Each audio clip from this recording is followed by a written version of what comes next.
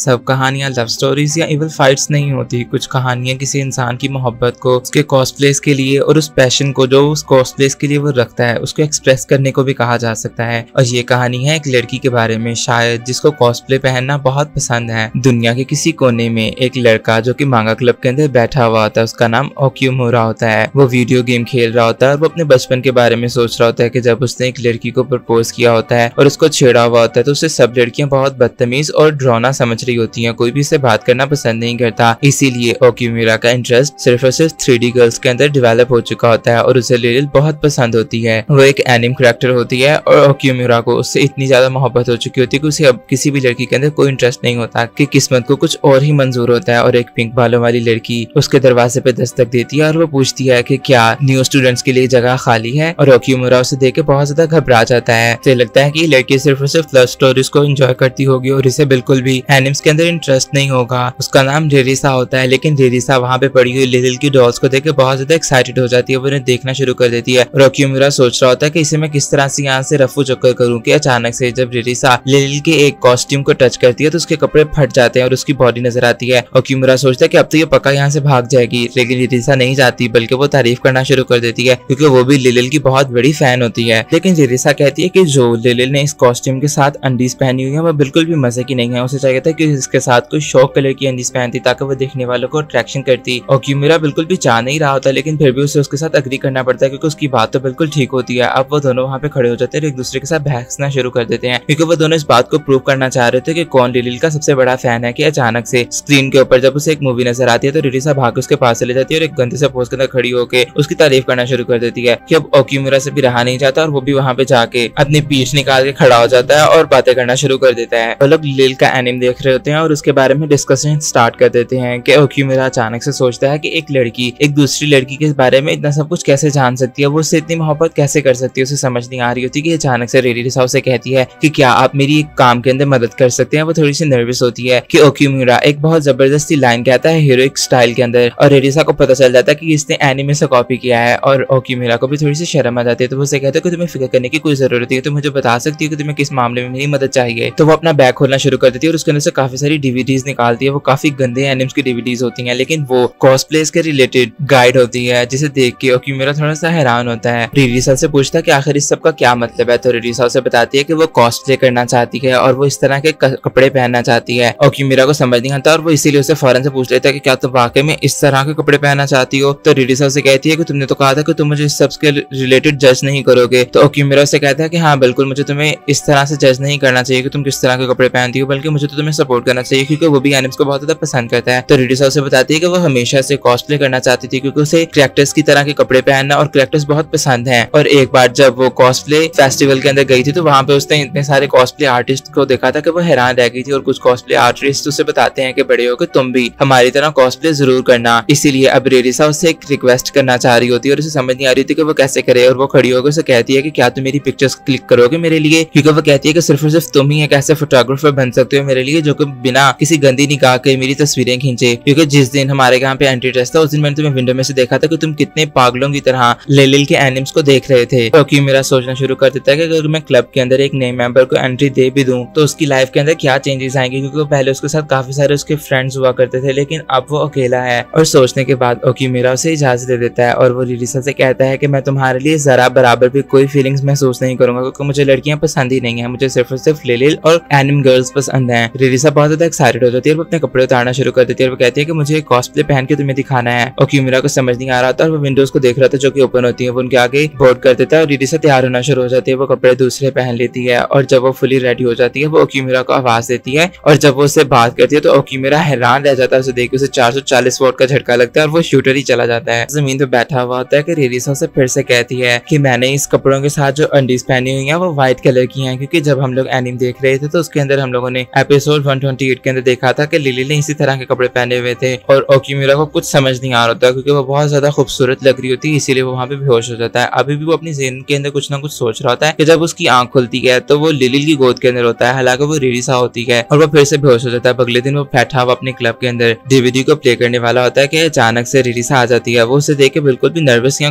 घबराता नहीं है क्योंकि वो एक नॉर्मल लड़की लग रही होती है। अब वो दोनों साथ में बैठ के यानी देखना शुरू कर देते हैं। फिर वो लोग वीडियो गेम खेलना शुरू कर देते हैं कि रेरिसा अचानक से वीडियो गेम को रोकती है और वो कहती है कि अभी इस कैरेक्टर की अंडीज नजर आएंगी और मुझे सारी की सारी डिटेल्स को यहाँ पे लिखना है क्योंकि मैं अपने साथ फोन लेकर आई हुई हूँ। और वो लिखना स्टार्ट कर देती है कि इस सब के बाद अचानक से रिरिसा खड़ी हो जाती है और वो उसे कहती है कि मुझे कॉस्प्ले ट्राई करना है। और ओक्यूमिरा फिर से घबराहट के मारे दरवाजे खिड़कियां बंद कर देता है और वो अपने कपड़े पहन के उसे दिखाती है और उसने दूसरा कॉस्ट्यूम पहना हुआ होता है। अब वो ओक्यूमिरा से कहती है कि आज तुम्हें मेरी पिक्चर्स भी क्लिक करनी होंगी। तो वो उसे कहती है कि तुम्हारा जो पैशन है लिलिल को लेकर तुम्हें बस उसे जहन में रखना और मेरी कुछ पिक्चर्स क्लिक करनी है। और ओक्यूमिरा भी मान जाता है। अब वो उसकी पिक्चर क्लिक करने के लिए खड़ा हुआ होता है और लिलिल बहुत जबरदस्त क्यूट सा फेस बनाती है जिसे देख के ओक्यूमिरा हैरान रह जाता है। अब वो प्यारे प्यारे से पोस्ट बनाना शुरू कर देती है और ओक्यूमिरा उसकी पिक्चर्स क्लिक कर रहा होता है कि अचानक से रिरिसा कहती है कि मुझे कपड़े चेंज करने हैं। वो कपड़े चेंज करके दूसरा कॉस्ट्यूम पहन लेती है और वो उसकी अभी भी पिक्चर्स क्लिक करना शुरू कर देता है। अब जब रिरिसा अपनी पिक्चर्स देखती है तो वो बहुत ज्यादा खुश हो जाती है। रिरिसा कहती है कि मुझे अपना यूनिफॉर्म पहन लेना चाहिए कि ओक्यूमिरा उसके बारे में सोच रहा होता है कि वो किसी लड़की के बारे में कुछ फील नहीं कर सकता, वो तो सिर्फ और सिर्फ लिलिल को देख के पागल हो जाता है। इसीलिए वो खुद को हौसला देता है कि अचानक से रिरिसा उसे कहती है कि क्या तुम मेरी मदद कर सकते हो कपड़े चेंज करने के अंदर। और ओक्यूमिरा को फिर से एक 440 वोल्ट का झटका लगता है लेकिन उसका जिपर फंस गया होता है, इसीलिए वो उसकी जिप खोलने के अंदर मदद करता है और अचानक से वो जिप खोल देता है लेकिन वो फौरन से मुड़ जाता है और वो कहता है कि मैंने कुछ नहीं देखा, कुछ नहीं देखा। रिरिसा भी रिलैक्स होती है कि अचानक उसका पांव स्लिप हो जाता है और ओक्यूमिरा को उसको पकड़ने के लिए गलत जगह दबानी पड़ जाती है। रिरिसा उसका थैंक यू करती है और वो ओक्यूमिरा से कहती है कि अब चलो बस भी करो, मुझे छोड़ भी दो। और ओक्यूमिरा थोड़ा सा एम्बैरस हो जाता है, वो फटाफट से अपना बैग उठाता है और वहां से निकल जाता है कि रिरिसा भी जाने से पहले सोच रही होती है कि आखिर उसको क्या हो रहा है, ये नया एहसास किस बात का है, उसका दिल इतना तेजी से क्यों धड़क रहा है। वो अपनी इन फीलिंग्स को लेट डाउन करके वहां से भाग जाती है। दूसरी तरफ प्रिंसिपल एक लड़की जिसका नाम मिकारी होता है उसको वेलकम करते हैं स्कूल के अंदर क्योंकि वो एक बहुत बड़ी मॉडल होती है लेकिन उसकी नजरें तो ओक्यूमिरा के ऊपर होती हैं जो कि उसके लिए किसी डेविल से कम नहीं होता क्योंकि पास्ट के अंदर उसने उसको रुलाया होता है। और मिकारी इसी बारे में सोच रही होती है। मिकारी अब जहाँ भी जा रही होती है सब लड़के और लड़कियां उसी के आगे पीछे घूम रहे होते हैं। जब अपनी क्लास के अंदर जाती है तो लड़के उसके लिए ऑटोग्राफ लेने के लिए लाइन में लगे हुए होते हैं। और लकीली रिरिसा भी इसी क्लास के अंदर होती है कि दूसरी तरफ ओक्यूमिरा चल रहा होता है और वो कल के लिए बहुत ज्यादा एम्बैरस होता है। वो बहुत ज्यादा शर्मिंदा होता है कि कल उसने क्या किया है। अब वो अपने क्लब का जो दरवाजा खोलता है तो रिरिसा अंदर होती है। वो घबरा जाता है लेकिन फिर भी वो अंदर जाता है और रिरिसा से बातें करना शुरू कर देता है। रिरिसा का भी दिल घबरा रहा होता है और उसे समझ नहीं आ रहा होता कि वो किस तरह से उससे बात करे लेकिन वो उसे स्टूडेंट के बारे में बताती है, यानी वो मिकारी के बारे में उसको बताती है। अब वो दोनों बातें करना शुरू कर देते हैं और रिरिसा उसको बताती है कि वो चाहती है कि मिकारी उसके साथ कॉस्प्ले करे और उसे वो बहुत अच्छा लगेगा कि अचानक से वो उसे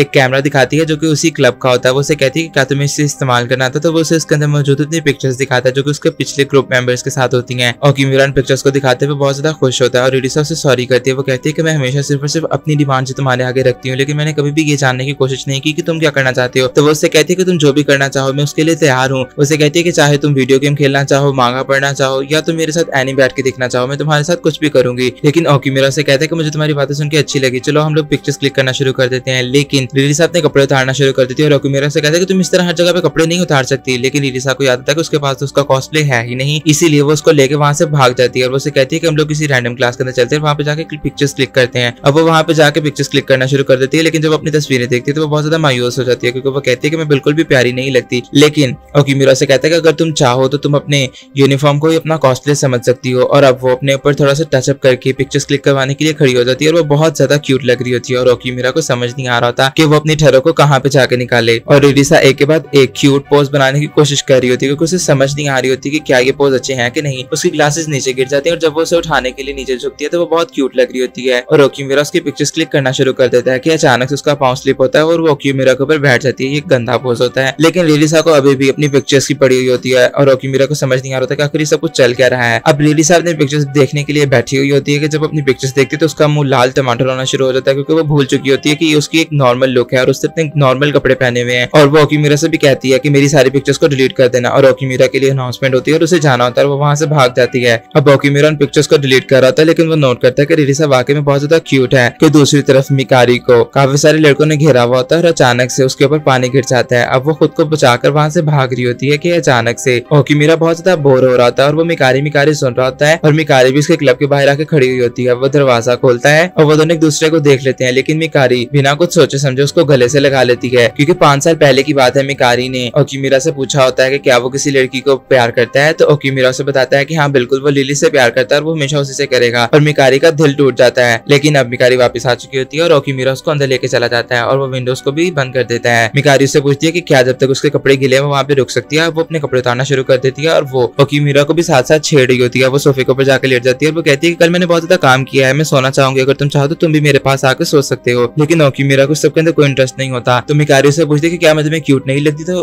ओकीमिरा से बताता है कि तुम हमेशा से क्यूट ही थी और तुम अभी भी क्यूट ही हो। और मिकारी को ये सुन के बहुत अच्छा लगता है। वो उसकी थोड़ी सी तारीफें करता है कि अचानक से उसका पाँव मांगा के ऊपर आ जाता है और वो स्लिप होकर उसके ऊपर गिर जाता है और मिकारी अब टोटली नेकेड होती है। ओकीमिरा उसके ऊपर से हटने वाला होता है, लेकिन मिकारी उसे कहती है कि अभी थोड़ी देर इसी पोज के अंदर रहो, ना जाने मैंने कितना इंतजार किया है तुम्हारे साथ इस पोज में आने के लिए। कि दूसरी तरफ रिरिसा भी भाग रही होती है क्लब में आने के लिए, क्योंकि आज वो लेट हो चुकी होती है। मिकारी गंदा गंदा सोच रही होती है कि अचानक से ओकीमिरा भी अपना कोट उतार देता है, लेकिन मिकारी उसे रोकने की कोशिश करती है, मगर ओकीमिरा का ऐसा कोई इरादा नहीं होता और वो कोट से पहना के कहता है कि तुम्हें ठंड लग सकती है। और ओकीमिरा अभी भी लिलिल के बारे में जब बात करता है तो मिकारी अपने कपड़े पहन रही होती है और वो ओकीमिरा से पूछती है कि क्या वो अभी भी किसी लड़की को प्यार करता है। तो ओकीमिरा उससे कहता है कि हाँ बिल्कुल। वो पहले तो रिरिसा के बारे में सोचता है, लेकिन वो उसे अभी भी लिलिल का ही कहता है और मिकारी उसे बेवकूफ कह के वहां से भाग देती है। उसकी आंखों के अंदर आंसू भी होते हैं। अब मिकारी खड़ी हुई होती है और वो सोच रही होती है कि उसे किस तरह से मॉडल बनने की अपॉर्चुनिटी मिली और वो मॉडल बन गई। वो बहुत ज्यादा हार्ड वर्क करती थी। उसके डायरेक्टर ने भी उसे एक बार कहा था कि मुझे पता है कि तुम एक लड़के के ऊपर क्रश करती हो, लेकिन उस लड़के से मोहब्बत करने का कोई फायदा नहीं। वो एक आम सा लड़का है, तुम एक मॉडल से मोहब्बत कर सकती हो। लेकिन मिकारी उस दिन के बारे में सोच रही होती है जब ओकीमिरा ने उसे बचाया होता है बुरे लड़कों से, और वो उस दिन से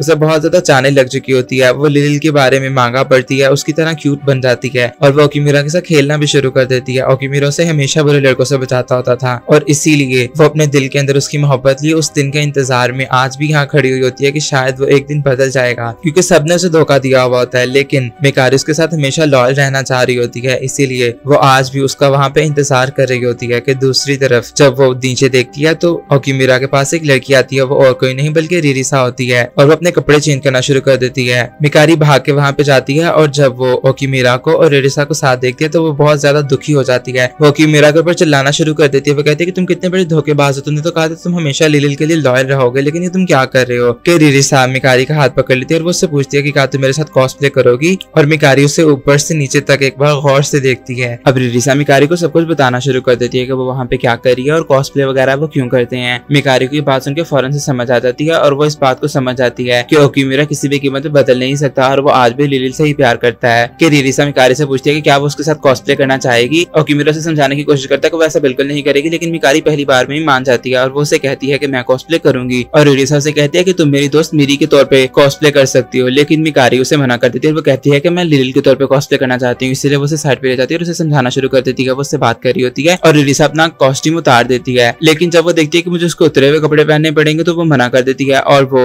ओकीमिरा से पूछने की कोशिश करती है कि क्या उसे मिरी पसंद है। तो ओकीमिरा उसे मिरी के बारे में बहुत कुछ बताता है, जिसे सुन के मिकारी को समझ नहीं आती कि आखिर ये बंदा किससे मोहब्बत करता है। इसीलिए वो मान जाती है मिकारी का कॉस्ट्यूम प्ले करने के लिए। अब रिरिसा उसका नाप वगैरह लेना स्टार्ट कर देती है। वो उसे कहती है कि मैं सारी रात लगा कर तुम्हारे लिए कॉस्ट्यूम बनाऊंगी, क्योंकि उसे बहुत ज्यादा पैशन होता है कॉस्प्ले करने से, इसीलिए। और मिकारी भी मान जाती है। अब अगले दिन रिरिसा बैठी हुई कपड़े स्टिच कर रही होती है और मिकारी जब आती है तो रिरिसा उसे कहती है कि मुझे तुम्हारी कुछ मेजरमेंट्स लेनी थी, यानी चेस्ट एरिया की, ताकि परफेक्ट फिनिशिंग आए। और ओकीमिरा को भी इस बात से कोई फर्क नहीं पड़ता, इसीलिए अब रिरिसा उसकी मेजरमेंट्स लेना स्टार्ट कर देती है और वो उसे समझाती है कि कपड़ों की सही मेजरमेंट लेना कितना मुश्किल और कितनी इंपॉर्टेंट चीज है। अगर हम लोग ऐसे ही किसी भी कपड़े को सिलाई कर देंगे तो वो बिल्कुल भी पहनने पर अच्छा नहीं लगेगा। और जब मिकारी वो कॉस्ट्यूम देखती है तो वो कहती है कि ये तो सिर्फ और सिर्फ पट्टियों से बने हुए कुछ टुकड़े हैं, ये कपड़े पहनने हैं हमने। और रिरिसा से कहती है कि हाँ बिल्कुल, लेकिन मिकारी रिरिसा से हार नहीं मानना चाह रही थी, इसीलिए वो उन कपड़ों को पहनने के लिए मान जाती है। वो लोग कपड़े चेंज कर रही होती है और ओकीमिरा दूर बैठा हुआ उनकी बातें भी सुन रहा होता है और वो कपड़े बदलना शुरू कर देती है। और रिरिसा इतनी ज्यादा फैंटेसाइज हुई होती है कि वो मिकारी की तरफ देखती है और मिकारी को समझ नहीं आ रही थी कि आखिर ये सब कुछ चल क्या रहा है। और ओकीमिरा भी बैठा हुआ सोच रहा था कि लड़कियां क्या बातें कर रही हैं। अब वो दोनों अपने कॉस्ट्यूम पहनकर सामने आती हैं और ओकीमिरा जब उन दोनों को देखते तो वो हैरान रह जाता है, उसकी आंखें खुली की खुली रह जाती हैं। मिकारी को देख के वो उसकी तारीफ करता है, लेकिन मिकारी जब ये सोच रही होती है कि ओकीमिरा ने उसकी तारीफ की तो वो नोट करती है कि वो लिलिल की तरफ भी देख रहा है और उसकी तारीफ भी कर रहा है।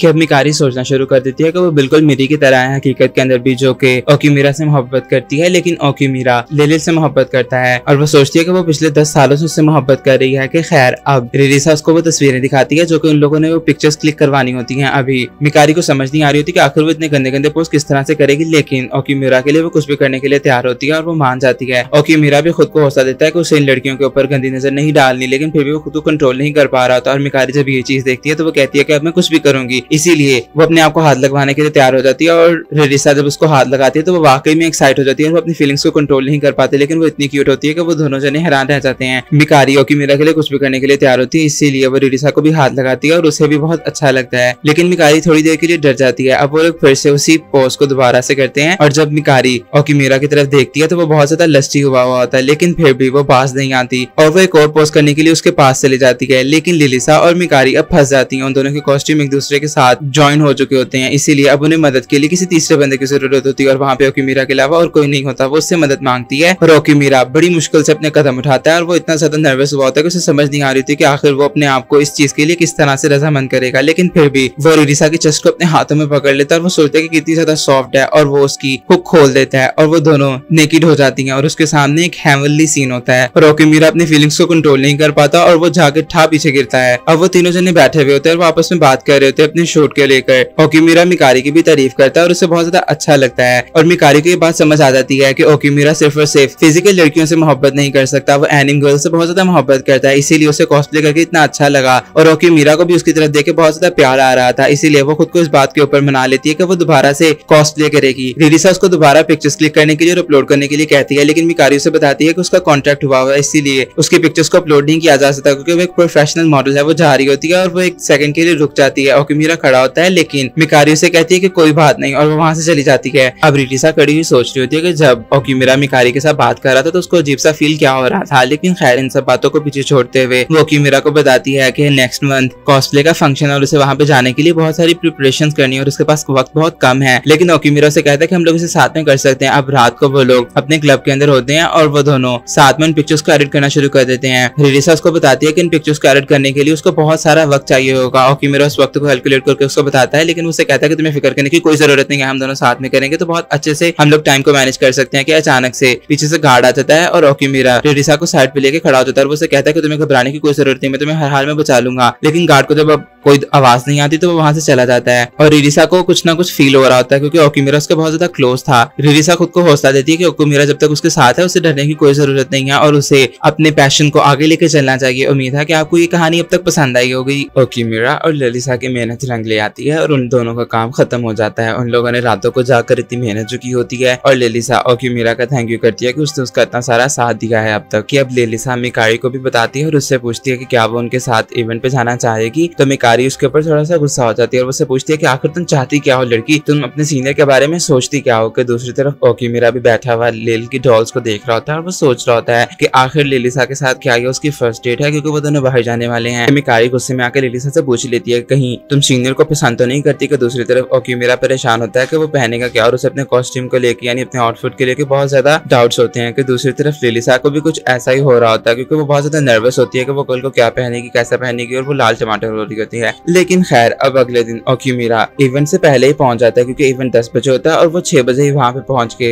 इंतजार कर रहा होता है ललिसा का। कि जब ललिसा आती है तो ओकीमीरा उसको देख के हैरान रह जाता है क्योंकि उसने बहुत जबरदस्त आउटफिट पहना हुआ होता है। तो ललिसा सोचती है कि ये सब कुछ मिकारी की वजह से हुआ है क्योंकि उसने उसे मैसेज किया था और वो रात को उसे कहती है कि तुम बेफिक्र हो जाओ, सुबह तुम्हारे जाने से पहले मैं पहुंच जाऊंगी और तुम्हें रेडी कर दूंगी। और ये कॉस्ट्यूम, ये बैग, ये हील्स, ये सब कुछ मिकारी का कमाल होता है कि ललिसा इतनी प्यारी लग रही होती है। अब वो दोनों ट्रेन में सफर करना शुरू कर देते हैं और सफर के बाद जब ललिसा ट्रेन में से उतरती है तो वो सोचती है कि ओकीमीरा कितना ज्यादा रिलैक्स है, उसे भी रिलैक्स ही रहना चाहिए। लेकिन ओकीमीरा के दिल के अंदर धक धक हो रही होती है क्योंकि उसे समझ नहीं आ रही होती कि वो क्या करे, क्या बोले और क्या पूछे। क्योंकि ओकीमीरा ने बहुत सारी गेम्स खेली हुई होती है, इसीलिए वो गेम के अंदर जिस तरह से गर्लफ्रेंड बॉयफ्रेंड होते हैं उस तरह बनने की कोशिश करता है, लेकिन ये एक डिजास्टर साबित होता है। लेकिन खैर वो ललिसा से कहता है कि हम लोगों को वक्त को गुजारने के लिए कहीं जाना चाहिए। वो लोग जिस भी जगह पे जाते हैं विजिट करने के लिए वो जगह बंद होती है क्योंकि अभी बहुत ज्यादा सुबह होती है और इतना चलने की वजह से ललिसा के पाँव भी रेड हो चुके होते हैं और वो एक जगह पे बैठ जाती है। ओकीमीरा को बहुत ज्यादा शर्मिंदगी हो रही होती है कि उसने चलते चलते ये तो सोचा ही नहीं कि उसके साथ एक लड़की है और ये कोई गेम नहीं बल्कि हकीकत है। लेकिन अब वो दोनों साथ में बैठ जाते हैं और ओकीमीरा जब भी ललिसा की तरफ देख रहा था तो उसे बहुत ज्यादा शर्म आ रही होती है। अब ललिसा उसको लिलिल के कार्टून्स की एक एपिसोड दिखाती है जो कि अभी न्यू रिलीज हुई होती है। वो दोनों साथ में बैठ कर उसको देखना शुरू कर देते हैं और काफी ज्यादा एंजॉय करते हैं। ओकीमीरा को अभी भी ललिसा से बहुत ज्यादा शर्म आ रही होती है। लेकिन अब इवेंट का टाइम हो जाता है, वो लोग इवेंट की जगह पे पहुंच जाते हैं जो अभी खाली होती है और ललिसा बहुत अजीब तरह से बिहेव करना शुरू कर देती है क्योंकि वो बहुत ज्यादा नर्वस होती है कि उसका पहला इवेंट होता है जिंदगी का। वो लोग अपने टेबल पे पहुंच के अपना सामान निकालना शुरू कर देते हैं, लेकिन ललिसा को याद आता है कि उसने मेन काम तो किया ही नहीं। वो कहती है कि मैंने बैनर्स वगैरह या पोस्टर वगैरह कुछ भी नहीं बनाए और ये एक बहुत बड़ा डिजास्टर होता है। लेकिन उनके जो नेबरहुड के अंदर टेबल वाले होते हैं वो लोग आते हैं और उनका मजाक उड़ाना शुरू कर देते हैं क्योंकि उनका कॉस्प्ले, उनके बैनर सब कुछ बहुत जबरदस्त होते हैं। लेकिन ललिसा और ओकीमीरा उनकी बातों को ज्यादा अटेंशन नहीं देते और उन्हें इग्नोर ही करते हैं। ओकीमीरा ललिसा से पूछता है कि क्या वो अपना कॉस्प्ले लेकर आई है तो वो उसे बताती है कि हाँ वो लेकर तो आई है लेकिन उसे पहनेगी नहीं क्योंकि उसे अभी बहुत ज्यादा शर्म आ रही है और ये उसका पहला इवेंट है, इसीलिए वो अपने नॉर्मल कपड़ों के अंदर इस इवेंट को गुजारना चाहेगी कि अब इवेंट स्टार्ट होता था। सब लोगों की सेल बहुत जबरदस्त होती है, लेकिन ये दोनों जने खड़े हुए सबका मुंह देख रहे होते हैं और इनके नेबरहुड वाले फिर से इनको तंग करना और इनको छेड़ना शुरू कर देते हैं कि अचानक से कस्टमर आता है और वो इनके पास रुकता है। वो एक बुक को खरीदने वाला आता है, लेकिन वो फिर वहां से चला जाता है कि दूसरा कस्टमर वहां पे आता है और वो पूछता है कि क्या इसके अंदर न्यूड्स हैं। तो ओकीमिरा को एकदम से झटका सा लगता है, उसके दिल धक धक कर रहा होता है, तो समझ नहीं आ रहा था कि क्या होगा। कि उस कस्टमर के जाने के बाद भी ओकीमिरा लिलिसा से पूछता है कि क्या इसके अंदर तुम्हारी न्यूड पिक्चर्स हैं। तो लिलिसा से बताती है कि अरे नहीं, बिल्कुल भी नहीं, मैं अभी 18 की नहीं हुई और मुझे कंफर्टेबल भी फील नहीं होता कि कोई मुझे इस तरह से देखे। ओकीमिरा को थोड़ी सी सांस में सांस आती है और उसे समझ नहीं आ रही होती कि आखिर उसके दिल में ऐसी फीलिंग्स क्यों है लिलिसा के लिए। लेकिन इन सब के बाद भी उनके नेबरहुड वाला उसकी फिर से आगे इंसल्ट करता है और ओकीमिरा को गुस्सा आ जाता है और वो लिलिसा को चीयर करना स्टार्ट कर देता है। वो कहता है कि तुम कितनी बड़ी बेवकूफ है, तुम्हें अपना कॉस्प्ले पहनना चाहिए, तुम अपने कॉस्प्ले में सबसे ज्यादा प्यारी लगती हो, तुमसे क्यूटर मैंने आज तक जिंदगी में कुछ नहीं देखा। लिलिसा लाल टमाटर हो रही होती है और वो दोनों अपने बैग्स उठा के चेंजिंग रूम की तरफ चले जाते हैं। लिलिसा अंदर चले जाती है और ओकीमिरा बाहर खड़ा हुआ उसका इंतजार कर रहा होता है कि अचानक से उसकी नजर कुछ लड़कों के ऊपर जाती है और वो मना करने की कोशिश करता है कि यहाँ पे पिक्चर्स मत लो क्योंकि ये गर्ल्स के लिए चेंजिंग रूम है। वो लड़के उसको थोड़ा सा छेड़ती हैं और वो उसको बताते हैं कि वो लोग लड़कियां ही हैं, बल्कि वो लोग कॉस्प्ले कर रही हैं वहाँ पे खड़ी हुई, और वो लोग ओकीमिरा की तारीफ करती हैं और वहां से चली जाती हैं। कि दूसरी तरफ उनके साथ वाले टेबल वालों का फोटोशूट बहुत जबरदस्त चल रहा होता है और ओकीमिरा थोड़ा सा एम्बैरेस हो रहा होता है कि लिलिसा जब अंदर जाती है तो वो देखती है कि अंदर तो बहुत सारे कॉस्प्ले आर्टिस्ट बैठे हुए होते हैं, वो लोग अपने कपड़े चेंज कर रही होती हैं और रेडी हो रही होती हैं। लिलिसा को कहीं भी जगह नहीं मिल रही होती कि अचानक से कॉस्प्ले आर्टिस्ट उसे बताती है कि मैं तो चाह रही हूँ तो मेरी जगह पे बैठ सकती हो। जब लिलिसा वहां पे बैठती है, अपना बॉक्स खोलती है तो उसके पास उसकी विग कैप भी नहीं होती, वो बहुत ज्यादा नर्वस हो जाती है। लेकिन एक दूसरी लड़की उसकी मदद करने के लिए उसको अपनी कैप दे देती है। उसके पास बाकी भी कुछ चीजें नहीं होती, लेकिन बाकी कॉस्प्ले आर्टिस्ट उसको बहुत हम्बली अपनी चीजें देना शुरू कर देते हैं और उसकी मदद करना शुरू कर देते हैं। और लिलिसा को यह बहुत अच्छा लग रहा होता है कि लिलिसा रेडी होना शुरू हो जाती है और वो सबसे पूछती है कि आप लोगों को कोई मसला तो नहीं है, मैं आप लोगों की चीजें यूज कर रही हूँ। तो वो उससे बताती हैं कि हम लोग एक्स्ट्रा चीजें इसीलिए लेकर आते हैं क्योंकि कोई ना कोई यहाँ पे कोई ना कोई चीज भूल जाती है, लेकिन नेक्स्ट टाइम जब तुम आओ तो तुम लोगों की मदद करने की नीयत से आना। कि अचानक से वो उस कॉस्प्ले आर्टिस्ट से भी मिलती है जिसने पहली बार उसे कहा होता है कि तुम जब बड़ी हो तो तुम भी यहाँ पे आना। लिलिसा उससे बात करती है और अब लिलिसा रेडी होना शुरू हो जाती है। लोग उसे देख के बहुत ज्यादा हैरान हो रहते हैं कि उसकी स्कर्ट बहुत ज्यादा छोटी होती है, इसीलिए कॉस्प्ले आर्टिस्ट उसको अपनी स्कर्ट उतार कर देती है ताकि उसकी बॉडी ज्यादा शो ना हो। अब वो जा रही होती है तो उसको एक लड़का मिलता है जो कि कॉस्प्ले आर्टिस्ट ही होता है। वो उसकी तारीफ करता है और उसे बताता है कि जो कैमरामैन तुम्हारे साथ है वो बहुत अच्छा और नाइस इंसान है। क्योंकि मीरा की बाहर से फिर से बेइज्जती हो रही होती है कि अचानक से जब लिलिसा आती है, लिलिल के रूप के आता है, तो सब लोग उसे देख के हैरान रह जाते हैं क्योंकि वो वाकई में सबसे ज्यादा क्यूट लग रही होती है। सब आदमी अपना दिल थाम के खड़े हुए होते हैं क्योंकि उनको समझ नहीं आ रही होती कि आखिर वो इस खूबसूरत औरत को कैसे अपनी नजरों के आगे से जाने दें। किसी को भी समझ नहीं आ रही होती कि क्या ये वाकई में वही लिलिसा है जो पहले खड़ी हुई थी, क्योंकि वो वाकई में बहुत ज्यादा क्यूट लग रही होती है। सबके सब कैमरामैन उसके इर्द गिर्द खड़े हुए होते हैं कि वो ओकीमिरा से कहती है कि मेरी पिक्चर सबसे पहले तुम ही क्लिक करना क्योंकि तुम मेरे फोटोग्राफर हो और ये मेरा पहला फोटोशूट है, इसलिए मुझे समझ नहीं आ रही कि मैं कैसे पोज करूं और वगैरह वगैरह। लेकिन बाकी सारे कैमरामैन भी उसके इर्द गिर्द खड़े हुए होते हैं कि उनके साथ वाले टेबल वाले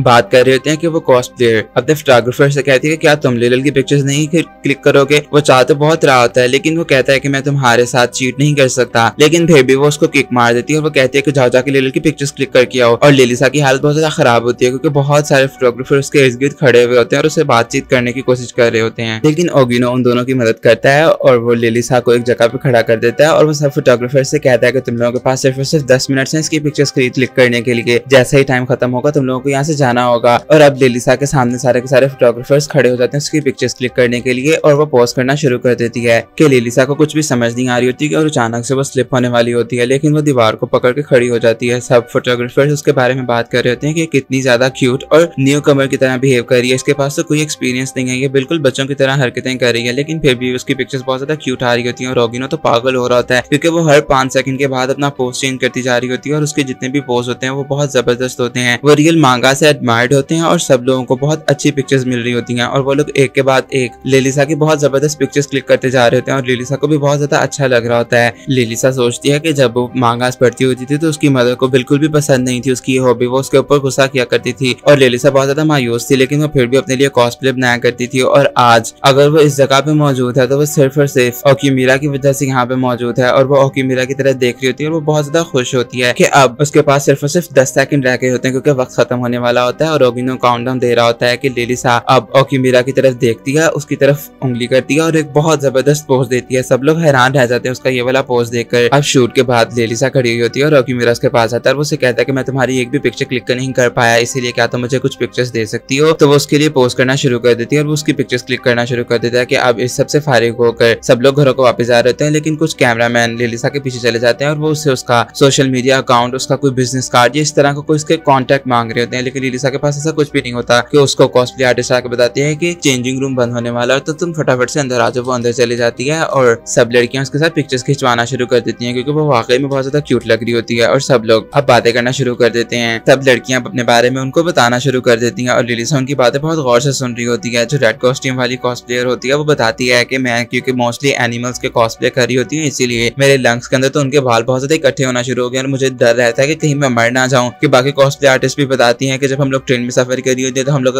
हमेशा कभी मैं अपने तीत भूल जाती हूँ, कभी कोई बताती है कि घर के अंदर मैं टब के अंदर ही अपनी विग भूल जाती हूँ, जो कि बहुत ज्यादा स्कैरी होता है। कोई स्क्रीन के सामने अपनी विग को भूल जाता है। इसी तरह से कुछ कॉस्प्ले आर्टिस्ट किसी तरह की मिस्टेक्स करती हैं, किसी तरह की मिस्टेक्स करती हैं। और जो लड़कों के कॉस्प्ले करती हैं वो बताती है कि हमारे घरों पे कपड़े देखकर हमारे पेरेंट्स को डाउट होता है कि कहीं हम लोग मिक्स जेंडर्स तो नहीं है, हम लोग डिफरेंट किस्म के जेंडर्स को डेट तो नहीं करती। अब वो लोग लिलिसा से पूछती हैं कि क्या उसके पास कोई ऐसा एक्सपीरियंस है, तो लिलिसा से बताती है कि मेरे पास ऐसा तो कोई एक्सपीरियंस नहीं है, लेकिन मेरी बॉडी बहुत ज्यादा डिफरेंट है। मेरे पास सिर्फ और सिर्फ बूब्स ही है मेरे, और मेरी बाकी सारी बॉडी बहुत ज्यादा लीन और स्मॉल है, इसीलिए मुझे मेरे साइज के कपड़े नहीं मिलते। मुझे हमेशा बहुत ज्यादा डिस्टर्बेंस रहती है इस वजह से। आज भी मैंने जो आउटफिट पहना है कि मैंने किसी की एडवाइस पे पहना है। तो वो लोग उससे पूछती हैं कि क्या तुम्हारे पास तुम्हारी नॉर्मल कोई पिक्चर है, तो जब वो उनको अपनी नॉर्मल पिक्चर दिखाती है तो वो वाकई में बहुत ज्यादा भद्दी लग रही होती है क्योंकि उसने बहुत ओवरसाइज्ड और बहुत अजीब से कपड़े पहने हुए होते हैं। कि अब इन सब बातों के बाद लिलिसा को याद आता है कि उसने किसी की पैंटीज वापस करनी थी और वो एल्फ वुमन की होती है। वो जब उन्हें सर्च करती है तो वो वहाँ पे नहीं होती। लड़कियों से बताती है कि वो अभी भी वहाँ से गई है और लिलिसा को भी याद आता है कि बहुत ज्यादा लेट हो रहा है। तो वो सबको गुड बाय कहकर वहाँ से जाने वाले थे, लेकिन सब लोग उसे रोकते हैं और उसे कहते हैं कि समर फेस्टिवल के ऊपर हम तुम्हें मिलना चाहेंगे, तुम जरूर आना। और लिलिसा उनको यस कह के वहाँ से चली जाती है। ओकीमिरा स्टेशन के ऊपर खड़ा हुआ उसका इंतजार कर रहा था। लिलिसा उसके पास भाग के चली जाती है। ओकीमिरा उसे कहता है कि ट्रेन आने में थोड़ा सा वक्त ही रह गया, तुम वक्त पे पहुंच गई हो। लेकिन लिलिसा उसे कहती है कि सबसे पहले मेरे पास एक काम है जो मुझे खत्म करना है। और वो एल्फ वुमन करके चिल्लाना शुरू कर देती है। कुछ लेडीज भी उसकी मदद कर रही होती है कि अचानक से वो एल्फ वुमन उसके सामने आती है और वो उसे कहती है कि चिल्लाना बंद करो, मेरा ऑफिस यहाँ पे पास ही है और मैं नहीं चाहती कि किसी को भी मेरे बारे में पता चले। और लिलिसा खामोश हो जाती है और उसको उसकी पैंटीज वापस कर देती है।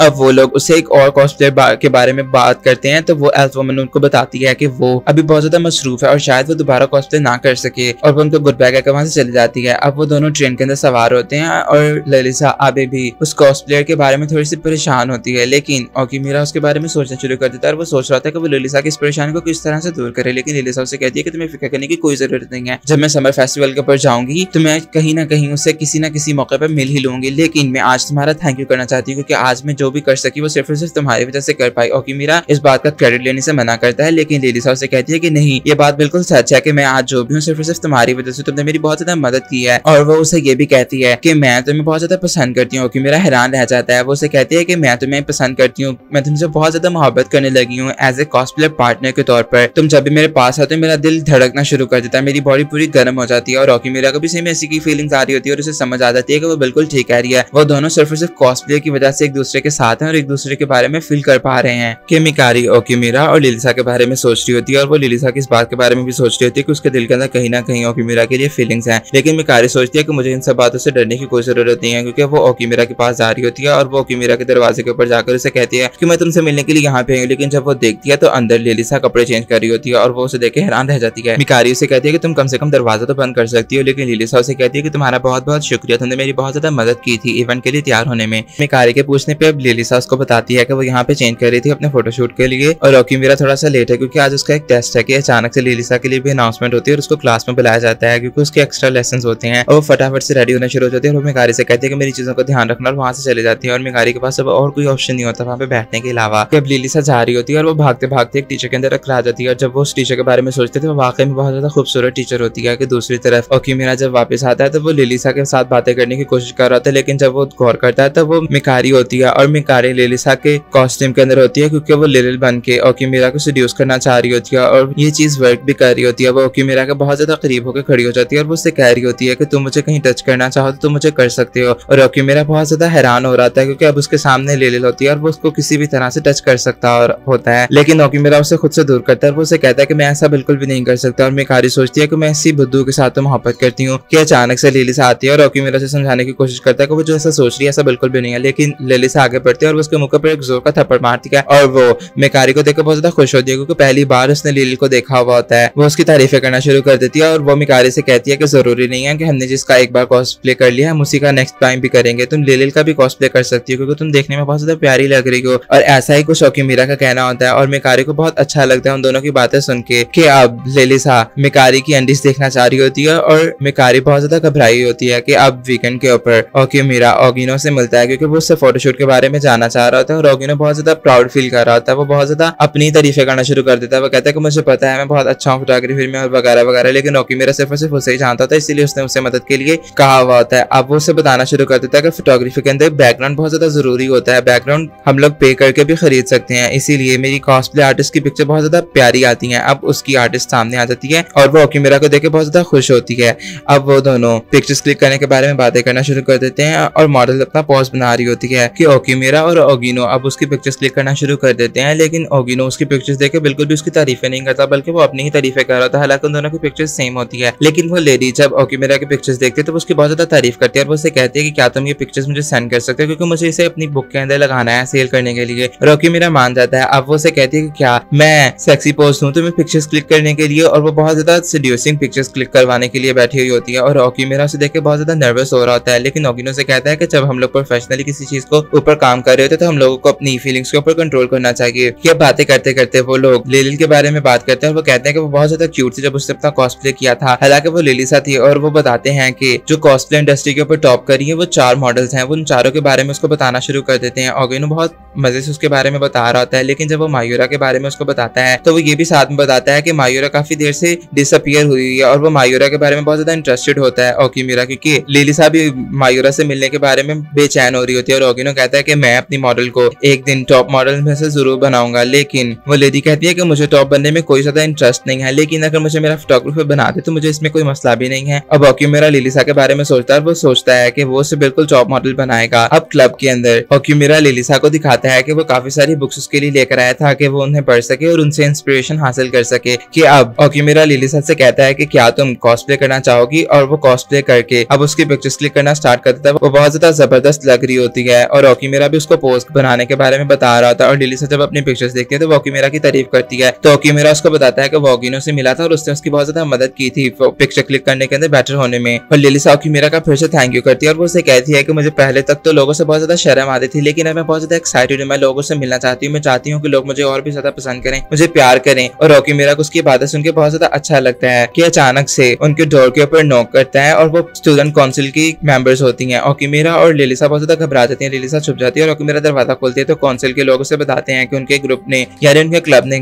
पिछले 3 सालों से कुछ ज्यादा वर्क नहीं किया, इसीलिए उन लोगों को रूम चेंज करना होगा। और ओकिमिरा और लिलिसा थोड़े से परेशान होते हैं। अब स्टूडेंट काउंसिल की लड़कियां वहां से चली जाती हैं और ओकिमिरा बहुत ज्यादा नर्वस होता है क्योंकि उसे अब लग रहा होता है कि वो लोग सब कुछ गंवाने वाले हैं। लेकिन जब वो दरवाजा बंद करता है और लिलिसा उसके पास खड़ी होती है तो वो उसे देखती है और वो उसके मुंह पर एक जोर का पंच मारती है क्योंकि वो बहुत ज्यादा कंफ्यूज होता है और वो उसे कहती है कि ये कंफ्यूज होने का वक्त नहीं है। और ओकिमिरा को भी समझ में आता है कि बिल्कुल लिलिसा बिल्कुल ठीक कह रही है। अब वो दोनों साथ में बैठ के इस बात के बारे में सोचना शुरू कर देते हैं कि अब इस मसले का क्या हल हो सकता है। लिलिसा उसको अजीब से मशवरे दे रही होती है। वो कहते हैं कि हम सारी की सारी अपनी जो मांगास हैं उनको लाइब्रेरी को डोनेट कर देते हैं, लेकिन ओकिमिरा कहता है कि ये सारी की सारी गंदी हैं, इनको हम लोग लाइब्रेरी को डोनेट नहीं कर सकते। ओकिमिरा बैठा सोच रहा था और लिलिसा भी सोच रही होती है। लिलिसा ओकिमिरा को खड़े होकर कहती है कि चाहे जो मर्जी हो जाए, ये लोग हमसे चाहे इस मांगा क्लब का रूम ले भी नहीं, लेकिन फिर भी हम दोनों अपने काम को जारी रखेंगे, हम लोग लिली से मोहब्बत करते रहेंगे और उसके कॉस्प्ले को करते रहेंगे और मुझे इसमें तुम्हारी मदद की भी बहुत ज्यादा जरूरत है। ओकिमिरा उसकी बातें बहुत गौर से सुन रहा होता है और उसे उसके ऊपर बहुत ज्यादा प्यार आ रहा होता है क्योंकि वो वाकई में बहुत खूबसूरत लग रही होती है। ओकिमिरा की आंखें खुल जाती है और वो कहता है कि अब हमें कुछ ना कुछ तो करना होगा और लिलिसा ये बात सुन के बहुत ज्यादा खुश हो जाती है। अब ओकिमिरा चलते चलते स्टूडेंट काउंसिल के ऑफिस में पहुंचता है जहाँ पे जाके वो स्टूडेंट काउंसिल से बात करने की कोशिश करता है और उससे कहता है कि आखिर इस बात का कोई हल तो होगा कि हमसे हमारा कमरा ना लिया जाए। तो वो उसे कहती है कि हाँ बिल्कुल इस चीज का एक हल है कि तुम अपने लिए एक एडवाइजर तलाश कर लो जो कि एक टीचर होना चाहिए जो तुम लोगों को एडवाइस करे, तुम लोगों के काम के ऊपर नजर रखे और हमें भी आके इन्फॉर्म करे कि तुम लोग वाकई में वेल परफॉर्म कर रहे हो। वो उसे कहती है कि हमारा बिल्कुल भी कोई इरादा नहीं है कि हम मांगा क्लब को खत्म करें क्योंकि मांगा क्लब पास्ट के अंदर बहुत ज्यादा अच्छे से वर्क कर चुका है। और ओकिमिरा से यकीन दिलाता है कि वो बिल्कुल ऐसा ही करेगा। ओकिमिरा इसके बाद टीचर्स रूम के अंदर जाता है जहाँ पे जाके वो सब टीचर्स से कहना शुरू कर देता है कि क्या वो उसके एडवाइजर बनेंगे, लेकिन सब टीचर्स एक के बाद एक मना करते रहते हैं। किसी ने पहले से क्लब में ज्वाइन किया होता है और किसी टीचर के पास अभी वक्त नहीं होता कि वो उनका क्लब को ज्वाइन कर सके, इसीलिए ओकिमिरा बहुत ज्यादा मायूस होकर वहां से जाने वाला होता है। लेकिन उसे उसके एक टीचर रोकते हैं और वो उससे पूछते हैं कि क्या तुम्हें एक एडवाइजर की तलाश है। ओकिमिरा ने अपना सारा मसला बताता है तो वो उसे कहते हैं कि एक नई टीचर आई है जो कि शायद तुम लोगों की मदद कर सके। तो ओकिमिरा अब उसके पास आता है जो कि पहले ही लड़कों के साथ फ्लर्ट कर रही होती है, उसका नाम मायूरी होता है। ओकिमिरा उसके पास आता है और उससे बात करने की कोशिश करता है, लेकिन मायूरी उसे फौरन मना कर देती है। वो कहती है कि मेरे पास भी इस चीज के लिए वक्त नहीं है। वो बाकी सब लड़कों को वहां से भगा देती है कि अचानक से ओकिमिरा को याद आता है कि उसने इस लड़की को कहीं ना कहीं तो देखा है। वो जैसे ही सोचता है तो उसे याद आता है कि ये तो वही मायूरा है जो कि एल्फ वुमन के साथ कॉस्प्ले किया करती थी। कि अचानक से जब मायूरी ये बात सुनती है तो वो फौरन से ओकिमिरा को लेकर कमरे में चली जाती है और वो उससे कहती है कि आखिर तुम चाहते क्या हो, कहीं तुम मेरे से मरना तो नहीं चाहते कि मैं तुम्हारी गर्दन के ऊपर ये तेज चाकू चला दूं। तो ओकिमिरा उससे समझाने की कोशिश करता है कि ऐसी कोई बात नहीं है, का तो बस वहां पे दम घुट रहा होता है। इसीलिए अब मायूरी और ओकिमिरा तहम्मुल से बात करना शुरू कर देते हैं और मायूरी बैठ जाती है। ओकिमिरा उससे कहता है कि आखिर वो लिलिसा की मदद क्यों नहीं करना चाहती। वो उसे लिलिसा के बारे में भी सब कुछ बता देता है। तो वो कहती है कि मुझे यकीन था कि लिलिसा वाकई में एक दिन बड़ी होकर काफी अच्छा कारनामा सर अंजाम देगी, लेकिन वो कहती है कि अब मैं कॉस्प्ले बिल्कुल भी नहीं करती और ना ही मैं करना चाहती हूँ। तो ओकिमिरा से पूछता है कि आखिर इस बात की क्या वजह है। मैं समझ सकता हूँ कि अगर आपका कोई मसला है तो, लेकिन मायूरी को बहुत ज्यादा गुस्सा आ जाता है और वो कहती है कि सिर्फ और सिर्फ एक ही तो मसला है कि मैं टीचर बन गई हूँ और टीचर ने इस तरह के गंदे काम नहीं किया करती कि मैं हीरोटिक कॉस्प्लेस पहन के उनको सेल करूँ। तो ओकिमिरा से मजीद ये कहती है कि हमारी हॉबीज एक तरफ होती है और हमारे काम एक तरफ होते हैं। मैं बड़ी मुश्किल से इस पोस्ट पर आई हूँ और मैं नहीं चाहती कि मेरी किसी भी हरकत की वजह से मुझसे ये जॉब छीने, इसीलिए मैं बिल्कुल भी ये सब नहीं कर सकती। ओकिमिरा उसकी बात को समझ आता है और वो जाने वाला था, लेकिन वो एक सेकंड के लिए रुकता है और वो कहता है कि मुझे समझ नहीं आ रही कि वो जो मांगास हैं तुम्हारे पिछले वाले, मैं उनको कहाँ पे जाके फेंकूं या सेल करूं। मायूरी थोड़ा सा डर जाती है और वो सब पूछती है कि क्या वो उसे ब्लैकमेल करना चाह रहा है। ओकिमिरा के पास और कोई रास्ता नहीं होता लिलिसा को बचाने के लिए, सिर्फ और सिर्फ उसके पास यही एक रास्ता होता है, इसीलिए वो उसे वाकई में धमकाता है। अब ओकिमिरा लिलिसा को मैसेज कर देता है और वो मांगा क्लब का दरवाजा खोलता है और लिलिसा सामने अपना कॉस्प्ले पहन के खड़ी हुई होती है और वो मायूरी को वेलकम करती है और उसके सामने रिक्वेस्ट करती है कि वो उनके एडवाइजर बन जाए। मायूरी लिलिसा को और उसके कॉस्प्ले को देखकर बहुत ज्यादा हैरान हो जाती है और वो उसके कॉस्प्ले को चेक करना शुरू कर देती है और उसकी बहुत ज्यादा तारीफें करती है और उसकी मिस्टेक्स भी निकालती है। मायूरी के वहां पे पड़ा हुआ उसका एक मांगा मिल जाता है जिसको देख के वो थोड़ा सा हैरान हो जाती है और ओकिमिरा की तरफ गुस्से से देखती है कि लिलिसा उसको बताती है कि उसका फेवरेट मांगा है जो कि उसे बहुत ज्यादा पसंद है। वो जिंदगी में सिर्फ और सिर्फ किसी एक चीज से ही बहुत ज्यादा मोहब्बत करती है और वो है मायूरा। वो उसके बारे में इतनी सारी तारीफें करना शुरू कर देती है कि मायूरी भी ये सब सुन के हैरान रह जाती है कि उसने भी आज तक कभी अपने कॉस्प्ले की इतनी ज्यादा तारीफ नहीं सुनी होगी। लेकिन खैर वो उन लोगों को मना करके वहां से चली जाती है और वो अपने ऑफिस में जाके बहुत ज्यादा परेशान हो रही होती है, अपने पर गुस्सा कर रही होती है कि आखिर उसने ये सब कुछ क्यों किया, क्योंकि उसे पहली बार किसी ने इतनी अच्छे से इतने प्यार से बुलाया था और उसे ये सब कुछ बहुत अच्छा लग रहा था। मायूरी व्हाइट बोर्ड के ऊपर आई लव यू लिलिसा लिख देती है कि ओकिमिरा उसे बाहर से देख रहा होता है। वो अंदर आता है और मायूरी से कहती है कि आखिर तुम मुझसे चाहते क्या हो। तो ओकिमिरा से कहता है कि अब ऐसे भी बिहेव ना करो जैसे मैंने तुम्हें ये सब कुछ करते हुए देखा ना हो। तो वो उसे कहता है कि मैं सिर्फ और सिर्फ ये चाहता हूँ कि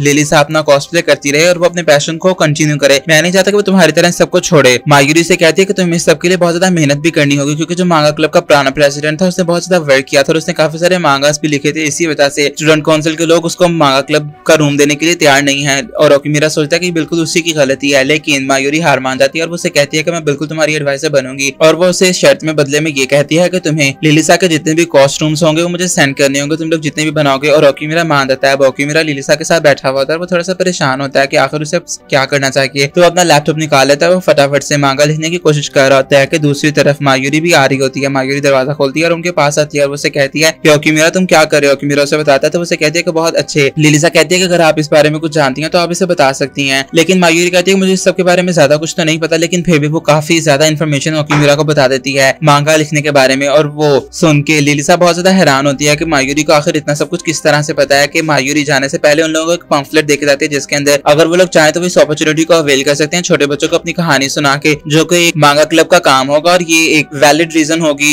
स्टूडेंट काउंसिल के सामने रखने के लिए। और मायूरी वहां से चली जाती है। ओकिमिरा और लिलिसा ये सब देख के बहुत ज्यादा खुश हो जाते हैं। ओकिमिरा और लिलिसा छोटे बच्चों को अपनी कहानी सुनाने के लिए जाते हैं, लेकिन वो बच्चे अपनी शरारतों के अंदर इतने ज्यादा मसरूफ होते हैं कि वो दोनों खड़े हुए इस बात को समझ नहीं पा रहे होते कि आखिर वो किसको कहानी सुनाए और किसको ना सुनाए। वो लोग मायूस होकर घर वापस आ रहे होते हैं कि ओकिमिरा को अचानक से एक आइडिया आता है और वो लिलिसा को बता देता है। अब अगले दिन जब वो लोग अपनी कहानी सुनाने के लिए जाते हैं तो मैम उनको बताती है कि हमारे पास एक बहुत स्पेशल गेस्ट है जो आप लोगों से मिलने के लिए आए हैं। बच्चे जब देखते हैं तो लिलिसा लिलिल के कॉस्ट्यूम के अंदर होती है और सब बच्चे उसे देख के बहुत ज्यादा हैरान हो जाते हैं। वो बहुत ज्यादा प्यारी लग रही होती है और अब वो बच्चों को बैठकर कहानी सुनाना शुरू कर देती है और ओकिमिरा उनकी पिक्चर्स को क्लिक करना शुरू कर देता है और वो लोग देखने में वाकई में बहुत ज्यादा अच्छे लग रहे होते हैं। अब वो दोनों वापस आ रहे होते हैं और लिलिसा थोड़ी सी परेशान होती है। ओकिमिरा उससे पूछता भी है कि आखिर क्या मसला है, लेकिन लिलिसा उसको कुछ भी नहीं बताती। कि दूसरी तरफ मायूरी अपने घर के अंदर होती है और वो अपनी विश लिस्ट के बारे में देख रही होती है और सोच रही होती है कि आखिर वो कितनी देर तक एनिम्स वगैरह को नहीं देखेगी और अपनी ख्वाहिशात को इसी तरह से मारती रहेगी कि अचानक से उसको उसी एल्फ वुमन का फोन आता है जिसका नाम आयरा होता है। वो दोनों बातें करना शुरू कर देती हैं और आयरा उससे कहती है कि आखिर तुम कॉस्प्ले क्यों नहीं करना चाहती। वो उसे लिलिसा के बारे में भी बताती है और मायूरी लिलिसा के बारे में सुन के बहुत ज्यादा खुश होती है। वो दोनों बातें करना शुरू कर देती हैं और आयरा मायूरी को लेकर बहुत ज्यादा नर्वस होती है। अब अगले दिन मायूरा सोच रही होती है कि आखिर उसको क्या करना चाहिए और वो मांगा क्लब के अंदर जाती है जहाँ पर ओकिमिरा और लिलिसा इस बात का फैसला करते हैं कि वो लोग अपनी रिपोर्ट्स को स्टूडेंट काउंसिल के अंदर बिल्कुल भी जमा नहीं करवाएंगे। और ये बात सुनकर मायूरी थोड़ा सा हैरान हो जाती है। ओकिमिरा और लिलिसा मायूरी को ये बताना शुरू कर देते हैं कि आखिर वो लोग ऐसा क्यों करना चाह रहे हैं, क्योंकि लिलिसा ने जब वो रिपोर्ट देखी थी तो वो थोड़ी सी मायूस थी और ओकिमिरा भी उसको देख के मायूस हो जाता है, क्योंकि वो दोनों हकीकत में ऐसा कुछ भी नहीं कर रहे होते जो कि वो सिर्फ और सिर्फ इस रिपोर्ट को बनाने के लिए कर रहे होते हैं। और इस बात को लेकर वो दोनों बहुत ज्यादा मायूस होते हैं और वो बिल्कुल भी स्कूल को धोखा नहीं देना चाह रहे होते। इसीलिए वो इस बात का फैसला करते हैं कि वो लोग इस रिपोर्ट को स्कूल वालों के सामने पेश नहीं करेंगे। और वो मायूरी पूछती है उनसे कि अच्छा, अगर तुम लोग इस रिपोर्ट को उनके सामने प्रेजेंट नहीं करोगे तो फिर तुम लोग क्या करोगे। तो ओकिमिरा और लिलिसा उसको बताते हैं कि यहाँ पे बहुत जल्द यानी नेक्स्ट वीक ही एक कॉस्प्ले का फंक्शन होने वाला है जहाँ पे हम लोग जाना चाहते हैं। तो मायूरी कहती है कि इस सबका स्कूल की रिपोर्ट के साथ क्या मतलब है। तो ओकिमिरा लोग उसे बताते हैं कि हम लोग वहाँ पे जाके वहाँ से एज ए क्लब इन्विटेशन लेंगे और वहाँ पे जाके पिक्चर्स क्लिक करके स्कूल वालों को वो दिखाएंगे कि हम लोग एज ए क्लब क्या परफॉर्म कर रहे हैं। मायूरी जब ये बात सुनती है तो वो थोड़ी सी परेशान हो जाती है कि आखिर ये दोनों करना क्या चाह रहे हैं। वो अपना फोन चेक करती है और उसके ऊपर भी उसको उस फंक्शन का नोटिफिकेशन आया हुआ होता है, लेकिन उसे समझ नहीं आ रही होती कि आखिर ये दोनों करना क्या चाह रहे हैं। मायूरी अब उन दोनों को समझाना शुरू कर देती है कि ये बातें सिर्फ और सिर्फ सोचने में ज्यादा आसान लगती है, हकीकत के अंदर ये बहुत ज्यादा एम्बैरेसिंग है। कोई भी हमारे कॉस्प्ले को एक्सेप्ट नहीं करता। हम लोगों को इस तरह की हरकत नहीं करनी चाहिए जिसके बाद हम लोगों को इस बात के ऊपर पछताना पड़े कि काश हम लोगों ने तब अपना मुंह बंद कर लिया था। और वो अपने पास्ट के बारे में सोचना शुरू कर देती है कि वो आयरा के साथ कितना जबरदस्त तरीके से परफॉर्म कर रही थी, उन दोनों का कॉस्प्ले करना कितना ज्यादा परफेक्ट था। लेकिन जिस तरह ही उसे उसकी जॉब मिल जाती है तो वो आयरा को फोन करके बताती है कि मुझे जॉब मिल गई है और मैं एक टीचर बन चुकी हूँ, इसीलिए मैं अब कॉस्प्ले छोड़ रही हूँ। और उसे अपने सब ख्वाब अपने पैरों के तले कुचलने पड़े थे सिर्फ और सिर्फ अपने प्रोफेशन को लेकर। यही बात वो लिलिसा को समझाने की कोशिश कर रही होती है, लेकिन लिलिसा उसके ऊपर चिल्ला देती है और वो कहती है कि अगर कोई मुझसे पूछेगा कि मैं क्या करती हूँ तो मैं उसे प्राउडली ये बता सकती हूँ कि मैं एनिम से मोहब्बत करती हूँ, मुझे कॉस्प्ले करना पसंद है और मैं लिलिल से मोहब्बत करती हूँ। यही मेरी जिंदगी की 3 मोहब्बतें हैं जिनके अलावा मैं जिंदा नहीं रह सकती। बाकी कोई मेरे बारे में क्या सोचता है क्या नहीं, मुझे सबसे कोई फर्क नहीं पड़ता, क्योंकि अब तक मैं बहुत ज्यादा नर्वस थी कॉस्प्ले करने को लेकर। लेकिन कुछ लोग होते हैं जो हमें हमेशा हर हाल में सपोर्ट करना प्रेफर करते हैं बजाय इसके कि वो दुनिया वालों की तरह हमें बातें सुनाएं। और ये बातें सुन के मायूरी का दिमाग खुल जाता है और उसे समझ में आ जाता है कि ये बच्ची जब मुझे छोटी मिली थी तब हम लोगों ने सिर्फ और सिर्फ इसे बचाने की खातिर वहां से भेजा था, लेकिन शायद किस्मत में इसका मुझसे दोबारा मिलना मेरे लिए एक नया सबक था। और वो उसे कस के गले से लगा लेती है। इन सब के बाद वो दोनों को एक वार्निंग के तौर पे लिलिसा को साइड पे ले जाकर काफी गुस्से से कहती है कि वहाँ पे काफी सारे बेहतरीन कॉस्प्ले आर्टिस्ट भी आए होंगे, लेकिन तुम दोनों को उन दोनों के साथ कम्पीट करना होगा ताकि तुम लोग बेस्ट पोजीशन पे जा सको और स्कूल वालों के सामने एक अच्छी रिपोर्ट प्रेजेंट कर सको। कि दूसरी तरफ नगुमी जो कि कॉस्प्ले आर्टिस्ट होती है और वो एक शॉप के अंदर से अपने कैरेक्टर के रिलेटेड काफी सारा सामान खरीद रही होती है और शॉपकीपर भी थोड़ा सा एम्बैरस हो रहा होता है उसे देखकर। अब वो जहाँ पे ट्रैवल करी होती है ट्रेन के अंदर तो वहाँ पे भी सब लोग उसकी तरफ अजीब नजरों से देख रहे होते हैं क्योंकि उसकी हालत काफी ज्यादा अजीब होती है, लेकिन उसे सबसे कोई फर्क नहीं पड़ रहा होता। कि दूसरी तरफ ओगिनो ओकिमिरा को फोन करता है और वो दोनों बातें करना शुरू कर देते हैं और ओगिनो ओकिमिरा को नगुमी के बारे में बताता है और वो उसे कहता है कि वो 4 बेस्ट कॉस्प्लेयर्स के अंदर से है और उसे कम्पीट करने के लिए हमें भी बहुत अच्छे से वर्क करना होगा। कि दूसरी तरफ नगुमी अपनी टीम के साथ मिलती है और वो लोग उसे उसके कॉस्प्ले के बारे में, उसकी ड्रेसिंग के बारे में और हर चीज के बारे में बताते हैं और वो उनसे बातें सुन रही होती है। और इसके बाद उसका फोटोशूट होना स्टार्ट हो जाता है और वाकई में वो अपने कॉस्प्ले के अंदर बहुत जबरदस्त लग रही होती है। कि अब वो दिन आ जाता है जब वो फंक्शन होता है। ओकिमिरा और लिलिसा फंक्शन की जगह पे पहुंच रहे होते हैं और वो लोग देखते हैं कि वो काफी ज्यादा बड़ी जगह है। वो दोनों थोड़े से एम्बैरस होते हैं, नर्वस हो रहे होते हैं और लिलिसा ओकिमिरा से पूछती है कि आखिर वो क्यों नर्वस हो रहा है। और वो कहता है कि लास्ट टाइम जब हम लोग यहाँ पे आए थे तो ये जगह थोड़ी सी छोटी सी थी, कुछ कॉस्प्ले आर्टिस्ट थे और कुछ ही कैमरामैन थे और मैं तुम्हारी एक भी पिक्चर नहीं क्लिक कर पाया, लेकिन इस बार तो ये जगह काफी ज्यादा बड़ी है, यहाँ पे काफी सारे कैमरामैन होंगे और मुझे समझ नहीं आ रही कि मैं तुम्हारी एक भी पिक्चर किस तरह से क्लिक करूंगा। कि लिलिसा उसे कहती है कि मुझे मैजिकल वर्ड्स सुनाओ। तो ओकिमिरा सीरियस हो जाता है और वो उसे कहता है कि तुम्हारा कॉस्प्ले दुनिया का सबसे बेहतरीन कॉस्प्ले है। और वो दोनों इस बात के बाद और भी एम्बैरस हो जाते हैं। कि ओगिनो और उसकी मॉडल वो दोनों वहां पे पहुंच जाते हैं और वो लोग अब एक दूसरे से मिलते हैं और बातें करना शुरू कर देते हैं। कि ओगिनो ओकिमिरा को बहुत सारी बातें बता रहा था सोशल मीडिया प्लेटफॉर्म के बारे में, नगुमी के बारे में। कि अचानक से वहां पे नगुमी आ जाती है और लिलिसा उसको देखती है। लिलिसा और नगुमी के दरमियान में बातें होना शुरू हो जाती हैं और वो लोग ये देख के हैरान हो जाते हैं कि नगुमी के साथ इतने सारे प्रोफेशनल्स होते हैं जो कि उसका कॉस्प्ले डिजाइन करने के लिए, उसका मेकअप करने के लिए और उसकी परफेक्शन के लिए वहां पे मौजूद होते हैं। नगुमी और लिलिसा बात कर रहे होते हैं कि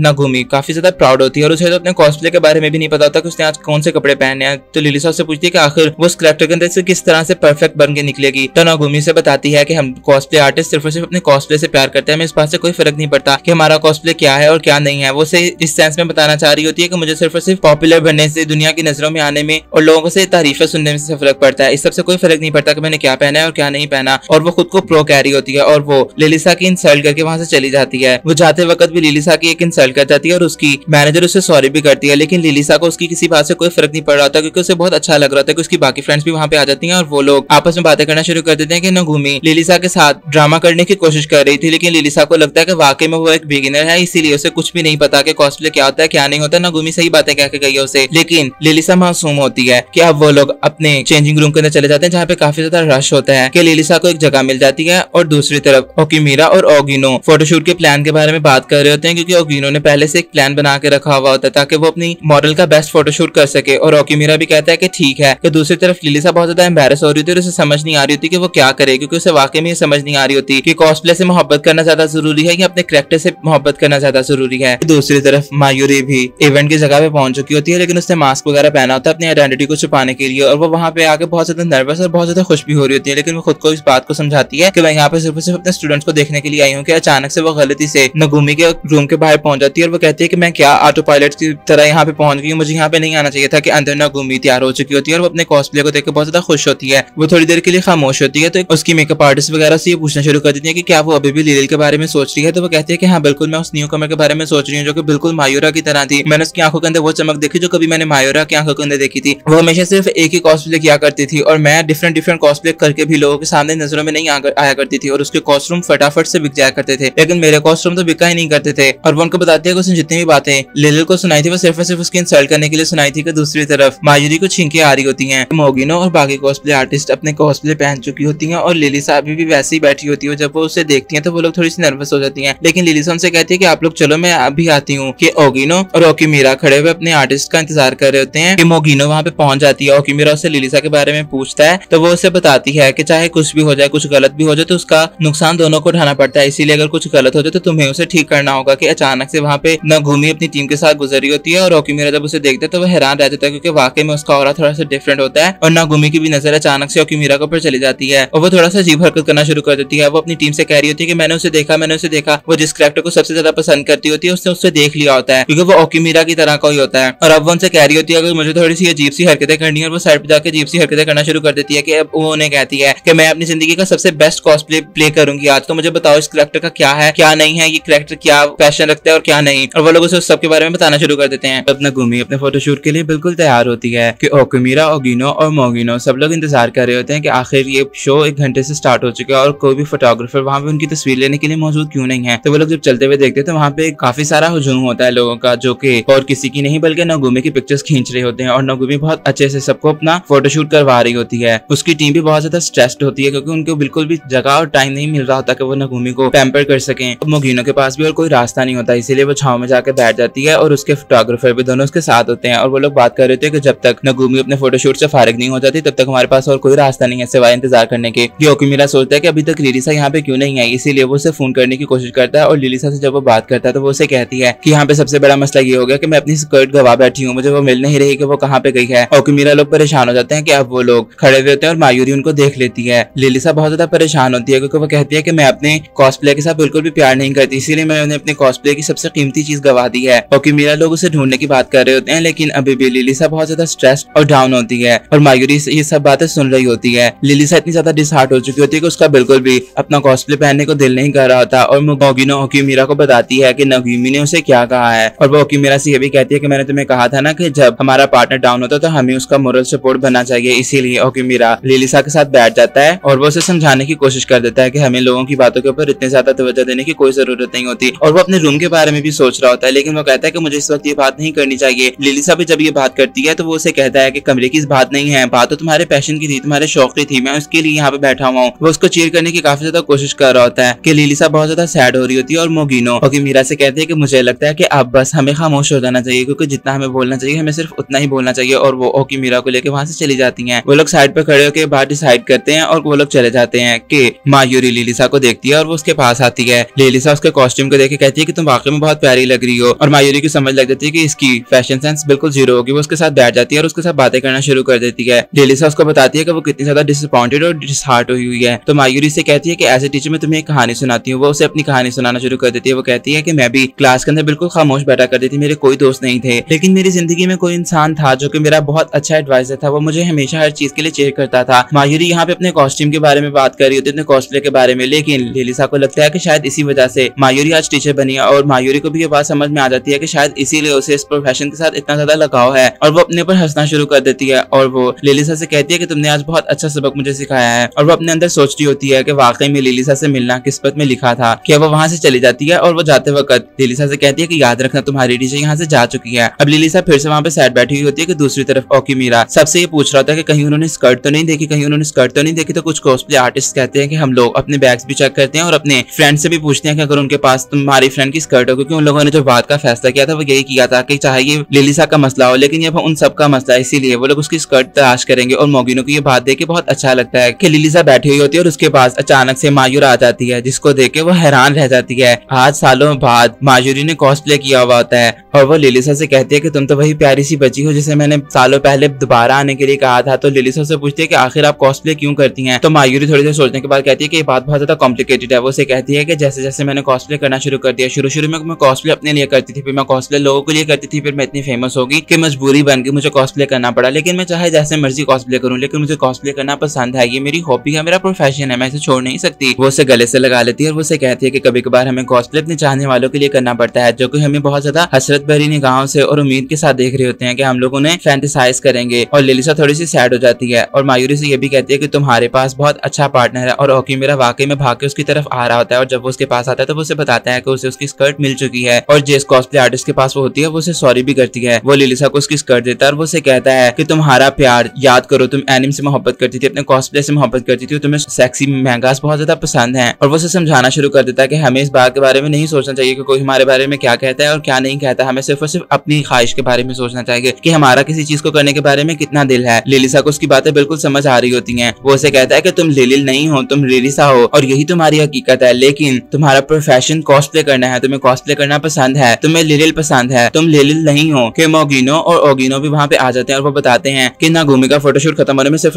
15 मिनट है और लिलिसा को कॉस्प्ले में रेडी होने के लिए तकरीबन 1 घंटा चाहिए होता है। लेकिन अचानक से वहाँ पे मायूरा आ जाती है और वो कहती है कि मैं तुम लोगों के लिए टाइम ले सकती हूँ अपनी जिंदगी का बेस्ट फोटोशूट आज देकर। उम्मीद है कि आपको अब तक की कहानी पसंद आई होगी। कहानी में आगे क्या होगा ये जानने के लिए चैनल को सब्सक्राइब कर दें और वीडियो को लाइक कर दें। अब ओकीमीरा और ओगिनो बहुत हैरानगी के साथ नागुमी का फोटोशूट देख रहे होते हैं क्योंकि वो बहुत जबरदस्त फोटोशूट करवा रही होती है और सब लोग उसी की पिक्चर्स क्लिक कर रहे होते हैं और उन दोनों को समझ नहीं आ रही होती कि आखिर वो लोग अपनी मॉडल्स को कब यहाँ पे लेकर आएंगे और वो लोग भी अपनी पिक्चर्स क्लिक करवा पाएंगी। नागुमी को उसकी टीम मेंबर्स भी कह रही होती हैं कि अब काफी ज्यादा वक्त हो चुका है, हम लोगों को बैकअप करना चाहिए। लेकिन नागुमी को अभी तक काइसान यानी कि हमारा हीरो ओकीमीरा नजर नहीं आया होता, इसीलिए वो वहां से जाने के लिए तैयार नहीं होती। लेकिन अचानक से वहाँ का मौसम बदल जाता है क्योंकि सबके दिलों की रानी मायूरा वहाँ पे पहुंच जाती है और सब लोग उसे देख के हैरान रह जाते हैं क्योंकि उसकी बॉडी आज भी पहले की तरह अपीलिंग और बिल्कुल परफेक्ट थी। मायूरा को देख के जहाँ पे सब लोग हैरान हो रहे होते हैं वहीं पे नागुमी के होश उड़ जाते हैं और वो सोचती है कि माजी के अंदर भी उसके साथ हमेशा ऐसा ही होता था। लेकिन वो हार नहीं मानती और वो अपनी स्कर्ट उतार कर अपने भी बॉडी को शो ऑफ करना शुरू कर देती है और पिक्चर स्टार्ट करवा देती है। मायूरा भी अपना फोटोशूट स्टार्ट कर देती है और 1-2 हजूम इकट्ठे हो जाते हैं वहाँ पर। और ओकीमीरा सोच रहा होता है कि इस वक्त मेरे सामने जो किरदार है वो बिल्कुल मेरी टीचर से ऑपोजिट है, ये बहुत खूबसूरत कॉस्प्लेयर है। और मायूरा वाकई में अपने फोटोशूट को बहुत ज्यादा एंजॉय कर रही होती है, शायद इसीलिए क्योंकि उसने सालों बाद आज फिर से कॉस्प्ले पहना होता है और अपनी पिक्चर्स क्लिक करवा रही होती है, इसीलिए शायद वो बहुत ज्यादा खुश होती है। मायूरा आने वाली जनरेशन यानी लिलिसा के लिए बहुत ज्यादा खुश होती है क्योंकि वो भी कॉस्प्ले करने के लिए तैयार हो रही होती है। कि नागुमी सोच रही होती है कि मायूरा हमेशा से इसी तरह की थी, अगर मैं इस वक्त कॉस्प्ले ना कर रही होती तो शायद मैं इस डंडे को यहाँ पे फेंक कर भाग कर अपने कैबिन में चली जाती और जोर से चीखना शुरू कर देती क्योंकि उसका बिल्कुल भी इस वक्त कॉस्प्ले करने को दिल नहीं कर रहा होता। लेकिन उसे मायूरा का मुकाबला करना होता है क्योंकि मायूरा का भी यही मानना होता है कि हमारा कैरेक्टर को लेकर हमारी मोहब्बत ही हमारी फोटोज के अंदर सामने आती है। लेकिन नागुमी जो कि अब एक प्रोफेशनल होती है इसलिए उसके लिए इन सब बातों का कोई मतलब नहीं होता, वो सिर्फ और सिर्फ कॉस्प्ले करना चाह रही होती है और वो किसी भी तरह से मायूरा को नीचा दिखाना चाह रही होती है और वो अपनी इसी कोशिश के अंदर खुद को मजीद थकाती चली जा रही होती है और वो बिल्कुल भी रुक नहीं रही होती क्योंकि उसने अपना सब कुछ इस कॉस्प्ले के ऊपर लगा दिया होता है, उसकी जिंदगी, उसकी पर्सनल प्रोफेशनल सारी लाइफ। और मायूरा अपने फोटोशूट को बहुत ज्यादा एंजॉय कर रही होती है क्योंकि उसके लिए तो उसका ये बचपन का मोहब्बत प्यार है। और ओकीमीरा हैरान हो रहा होता है, नागुमी की हालत थोड़ी सी टाइट होती है क्योंकि हजूम बहुत ज्यादा बड़ा हो रहा होता है कि दूसरी तरफ लिलिसा भी तैयार हो रही होती है और वो बहुत खूबसूरत लग रही होती है। लेकिन वो सोचती है कि उसकी आंखें अभी भी रेड है क्योंकि वो बहुत ज्यादा रोई थी, लेकिन अब उसे अपने चाहने वालों के लिए परफॉर्म करना होगा। वो भाग कर बाहर जा रही होती है और अपने चेहरे के ऊपर बहुत खूबसूरत सी स्माइल लेकर नागुमी जो कि बिल्कुल भी हंस नहीं पा रही होती, उसका व्यू भी धुंधला हो रहा होता है, लेकिन फिर भी वो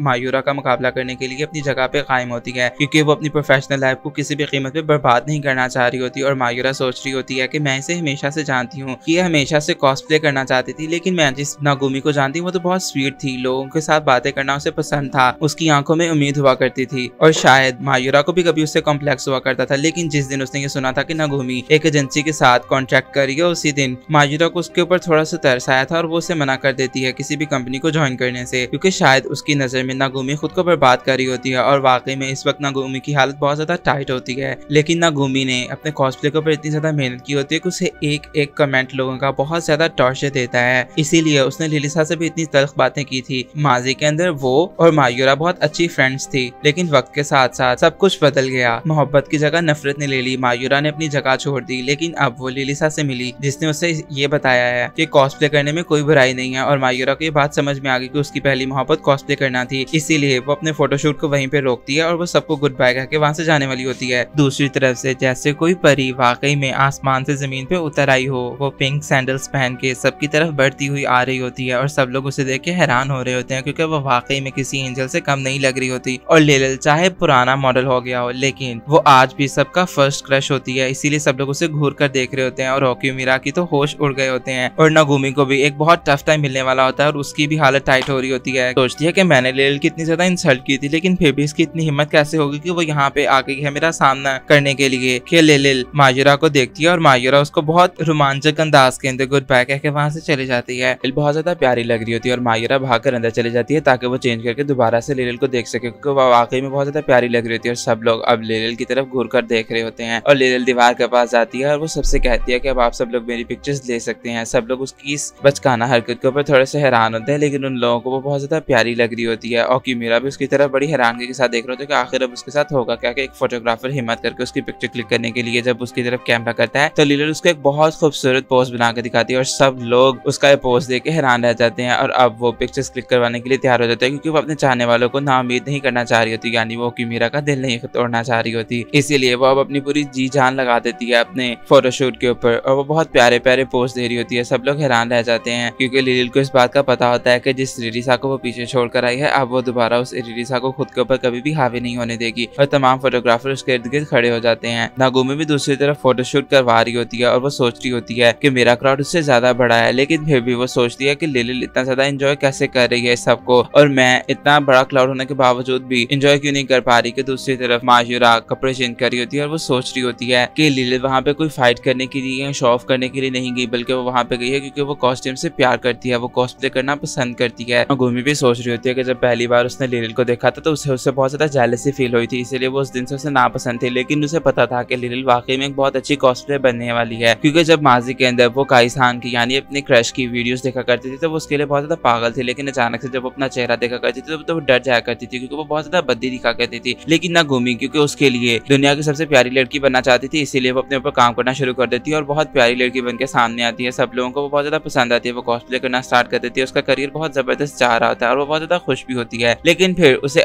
एजेंसी मिल जाती है और उसके लिए कॉस्प्ले करना किसी अजाब से कम नहीं था। वो बहुत ज्यादा तंग आ चुकी थी सबसे, और देखते ही देखते नागुमी सबके नजर हो गई और वो कहीं गुम हो गई। एक वक्त था जब नागुमी को कॉस्प्ले करना कॉस्प्लेयर्स पसंद थे, लेकिन अब वो उन सबको अपना अराइवल समझती थी, इसीलिए वो उन सबसे नफरत करना शुरू हो गई थी। नागुमी को समझ नहीं आ रही थी कि वो कहाँ पे गलत कर रही है। शायद वो रोना चाह रही थी, लेकिन लिलिल को देखकर वो अपने आप को टूटने नहीं देना चाह रही होती, इसीलिए वो वहाँ पे अपनी स्टिक फेंकती है और वो अपनी टीम के पास जाती है। और उसकी टीम को मायूरा को भी लग रहा होता है कि शायद ही यहाँ से चली जाएगी, लेकिन नागुमी से कहती है कि मेरे पास अभी और भी बहुत कुछ है सबको दिखाने के लिए, और वो भाग कर चली जाती है और जाकर अपने फोटोशूट की पोजीशन में वापस जाकर अपनी तस्वीरें क्लिक करवाना शुरू कर देती है। और अब वो वाकई में अपना कॉस्प्ले करना एंजॉय कर रही होती है। उसके लिए कोई मुसीबत या कोई करियर की बात नहीं होती और वो एंजॉय कर रही होती है। मायूरा भी उसके लिए बहुत ज्यादा खुश होती है और लिलिल को भी थोड़ी सी हैरानगी हो रही होती है उसको देखकर। और नागुमी सोच रही होती है कि मैं तो एक प्रोफेशनल हूँ, और नागुमी सबका थैंक यू करती है अपने दिल्ली के अंदर, और वो अंदर ही अंदर होना शुरू कर देती है फूट फूट कर, क्योंकि अब उसे बहुत मजा आ रहा होता है। नागुमी का फोटोशूट जहाँ पे बहुत जबरदस्त हो रहा था और उसके इर्द गिर्द बहुत बड़ा क्राउड होता है, उसे देखे कि मेरा थोड़ा सा परेशान हो रहा था, लेकिन लिलिल के इर्द गिर्द का भी क्राउड कम नहीं हो रहा होता, वो आहिस्ता आहिस्ता बढ़ता ही चला जा रहा होता है। इसीलिए वो उसके लिए ज्यादा परेशान नहीं हो रहा होता कि अब ओगिनो से बताता है कि किसी भी कॉस्प्लेयर की कामयाबी ये नहीं है कि उसके इर्द गिर्द कितना बड़ा क्राउड है, बल्कि किसी की कामयाबी ये है कि उसका क्राउड कितनी जल्दी से बढ़ रहा है और फोटोग्राफर्स कितनी देर के लिए उसकी फोटोज क्लिक करने के लिए वहाँ पे खड़े रहते हैं। और लिलिल के फोटोग्राफर्स वाकई में उसकी पिक्चर्स क्लिक करने के लिए वहाँ पे खड़े हुए होते हैं, क्योंकि वो लोग उसके बारे में बात कर रहे होते हैं कि वो बहुत अच्छे अच्छे पोजेस दे रही है, क्योंकि उसे बहुत सारे पोज का पता होता है। उसके पास कुछ 1000+ पोजेस होते हैं देने के लिए, इसीलिए वो बहुत प्यारी लग रही होती है और सब लोग उसे देख के हैरान हो रहे होते हैं। और यही उसकी सक्सेसफुल स्टोरी की सबसे बड़ी कहानी होती है। ओगिनो भी उसकी पिक्चर्स क्लिक करने के लिए चला जाता है और ओकीमिरा खड़ा हुआ बहुत प्राउडली उसकी तरफ देख रहा होता है। लिलिल थोड़ी सी घबराई हुई होती है, लेकिन फिर वो खुद को बहुत खुश महसूस करती होती है और वो पिक्चर्स क्लिक करवाना शुरू कर देती है कि दूसरी तरफ नागुमी भी दिल ही दिल के अंदर लिलिल का थैंक यू करती है, क्योंकि उसने उसे